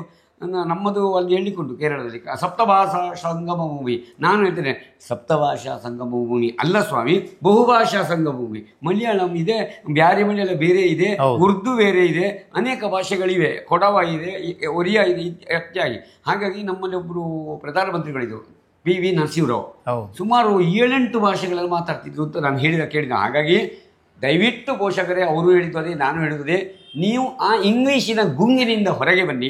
ಇಂಗ್ಲೀಷ್ ಬೇಕು, ಇಂಗ್ಲೀಷು ಕನ್ನಡ ಮಾಧ್ಯಮದ ಇಂಗ್ಲೀಷು ಇಂಗ್ಲೀಷ್ ಆಗಿರಬೇಕು. 5ರಿಂದ 10ನೇ ತರಗತಿಗೆ ಕಲಿಸುವಂಥ ಅಧ್ಯಾಪಕರು ಇಂಗ್ಲೀಷ್ ಬಿಟ್ಟು ಬೇರೆ ಭಾಷೆಯನ್ನು ಆ ತರಗತಿ ಸಂದರ್ಭದಲ್ಲಿ ಮಾತಾಡಬಾರ್ದು. ಆ ಮಗುವಿಗೆ ಇಂಗ್ಲೀಷಲ್ಲೇ you may create a situation ಅಲ್ವಾ ಸರ್? ಹೌದು. ಇಂಗ್ಲೀಷ್ ಪಾಠದ ಸಮಯದಲ್ಲಿ ಇಂಗ್ಲೀಷನ್ನೇ ಬಳಸಬೇಕು, ಹಿಂದಿಗೆ ಹಿಂದಿಯನ್ನೇ ಬಳಸಬೇಕು, ಸಂಸ್ಕೃತ ಇದ್ರೆ ಸಂಸ್ಕೃತ ಬಳಸಬೇಕು. ಖಂಡಿತ ಭಾಷೆ ನಾಶ ಆಗುವುದಿಲ್ಲ. ಭಾಳ ಒಳ್ಳೆಯ ಮಾತನ್ನು ಇದುವರೆಗೆ ಹೇಳಿದರೆ ತುಂಬ ಹೊತ್ತಾಯಿತು ಈಗ ಮಾತಾಡಿ. ಇನ್ನು ಕೊನೆಯದಾಗಿ ಸಂಪೂರ್ಣವಾಗಿ ಹೇಳಿದ್ರೆ ಶಾಲೆ ಅಭಿವೃದ್ಧಿ ಹತ್ರ ಹೋಗ್ತಾ ಇದೆ, ಇನ್ನೂ ಹೋಗಲಿ ಅಂತ ಹೇಳ್ದ. ಈ ಸಂದರ್ಭದಲ್ಲಿ ನಾನು ಕೊನೆಯ ಇದು ನಿಮಗೆ ಏನಾದ್ರು ಪೋಷಕರಿಗಾಗಲಿ, ಸಾರ್ವಜನಿಕರಿಗಾಗಲಿ, ವಿದ್ಯಾರ್ಥಿಗಳಿಗಾಗಿ ಏನಾದ್ರು ಹೇಳಲಿಕ್ಕಿದೆ, ಒಂದು ಸಂದೇಶದ ದೃಷ್ಟಿಯಿಂದ ಆಗಿದ್ದು ಒಂದೆರಡು ಮಾತನ್ನು ಹೇಳಿದೆ ಒಳ್ಳೆಯದು. ಆಮೇಲೆ ನಾನು ಸಂಪೂರ್ಣ ಮಾಡ್ತೇನೆ. ಹೌದು, ಖಂಡಿತವಾಗಿ ಈ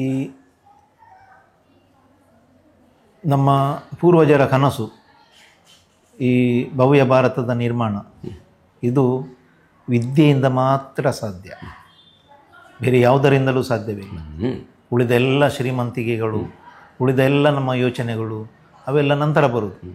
ಆದರೆ ಯಾರಲ್ಲಿ ವಿದ್ಯೆ ಇದೆ ಅವರು ಒಳ್ಳೆಯ ಯೋಚನೆ ಮಾಡಬಹುದು. ಕದಿಯಲಾರದ ಸಂಪತ್ತು ವಿದ್ಯೆ. ಖಂಡಿತ ಈ ವಿದ್ಯೆಯನ್ನು ಪಡೆಯುವಂಥ ಒಂದು ಕ್ರಿಯೆಯಲ್ಲಿ ನಾವೆಲ್ಲರೂ ಪಾಲ್ಗೊಳ್ಬೇಕು.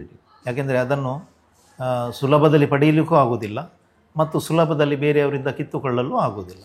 ಅಂಥ ಒಂದು ಸಂಪತ್ತನ್ನು ಪಡೆಯುವಂಥ ಕ್ರಿಯೆಗೆ ಪೋಷಕರು, ಶಿಕ್ಷಕರು, ನಾವು ವಿದ್ಯಾರ್ಥಿಗಳು ಎಲ್ಲರೂ ಒಟ್ಟಾಗಿ ಹೋದರೆ ಖಂಡಿತ ಯಾವುದು ನಮ್ಮ ಕನಸು ಇದೆ, ಭಾರತ ದೇಶ ಒಂದು ಭವ್ಯ ಭಾರತ, ಭವ್ಯ ರಾಷ್ಟ್ರ ಆಗುವುದರಲ್ಲಿ ಎರಡು ಮಾತಿಲ್ಲ.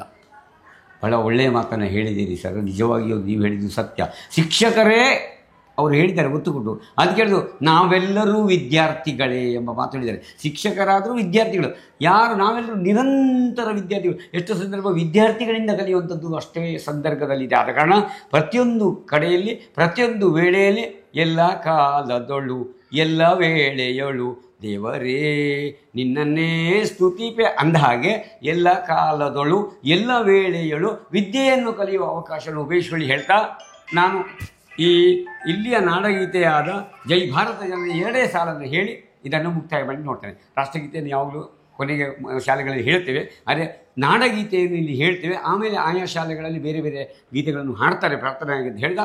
ಜೈ ಭಾರತ ಜನನಿಯ ತನುಜಾತೆ ಜಯ ಹೇ ಕರ್ನಾಟಕ ಮಾತೆ, ಜೈ ಸುಂದರ ನದಿವನಗಳ ನಾಡೇ, ಜಯ ಹೇ ರಸ ಋಷಿಗಳ ಬೀಡಿ, ಭೂದೇವಿಯ ಮಕುಟದ ನವಮಣಿಯೇ, ಗಂಧದ ಚಂದದ ಹುನ್ನಿನ ಗನಿಯೇ, ಭಾರತ ಜನನಿಯ ತನುಜಾತೆ ಜಯ ಹೇ ಕರ್ನಾಟಕ ಮಾತೆ ಹೇಳುತ್ತಾ ಸರ್ವ ಜನಾಂಗದ ಶಾಂತಿಯ ತೋಟ, ರಸಿಕರ ಕಣ್ಗಳ ಸೆಳೆಯುವ ನೋಟ, ಹಿಂದೂ ಕ್ರೈಸ್ತ ಮುಸಲ್ಮಾನ ಪಾರಸಿಕ ಜೈನರು ಧ್ಯಾನ, ರಸಿಕರ ಹೋಲುವ ದೊರೆಗಳ ಧಾಮ, ಗಾಯಕ ವೈಣಿಕರ ರಾಮ ಅಂತ ಹೇಳ್ತಾ ಎಲ್ಲರೂ ಸಮಚಿತ್ತ ಸಮಬಾಳ್ವೆ, ಜಾತಿ ಮತಗಳ ಬಿಟ್ಟು ಬನ್ನಿ ಓ ಬನ್ನಿ ಗೆಳೆಯರೆ ಅಂತ ಹೇಳಿದ ಶಾಲೆ ಎಲ್ಲರ ದೇಗುಲ ಎಂಬ ಮಾತಿನೊಂದಿಗೆ ಏನಾದರೂ ಹೇಳಲಿಕ್ಕಿದ್ರೆ ಹೇಳ್ಬೋದಿಲ್ಲ, ಮುಕ್ತಾಯ ಅಲ್ಲಿಗೆ ಹೇಳುತ್ತಾ ಇವತ್ತಿನ ಸಣ್ಣ ಒಂದು ಸಂದರ್ಶನ ಮಾಡಲಿಕ್ಕೆ ನಮ್ಮೊಂದಿಗೆ ಇಷ್ಟು ಹೊತ್ತು ಅವರ ಸಮಯವನ್ನು ಬಿಟ್ಟು ಹೆಡ್ ಮಾಸ್ಟರ್ ಕೊಟ್ಟಿದ್ದಾರೆ. ಅವರಿಗೆ ನಮ್ಮ ಹೆಡ್ ಮಾಸ್ಟರ್ ಹೌದು, ನನ್ನ ಸ್ನೇಹಿತರಾದ ಎವರೆಸ್ಟ್ ರಾಷ್ಟ್ರ ಹೌದು, ನಾವು ಸಹಪಾಠಿಗಳು ಹೌದು ಅಂತ ಹೇಳಿದ ಅವರಿಗೆ ನಮ್ಮ ವಾಹಿನಿಯ ಪರವಾಗಿ ಅನಂತ ಧನ್ಯವಾದಗಳು ಸರ್. ನಮಸ್ಕಾರ. ನಮಸ್ತೆ.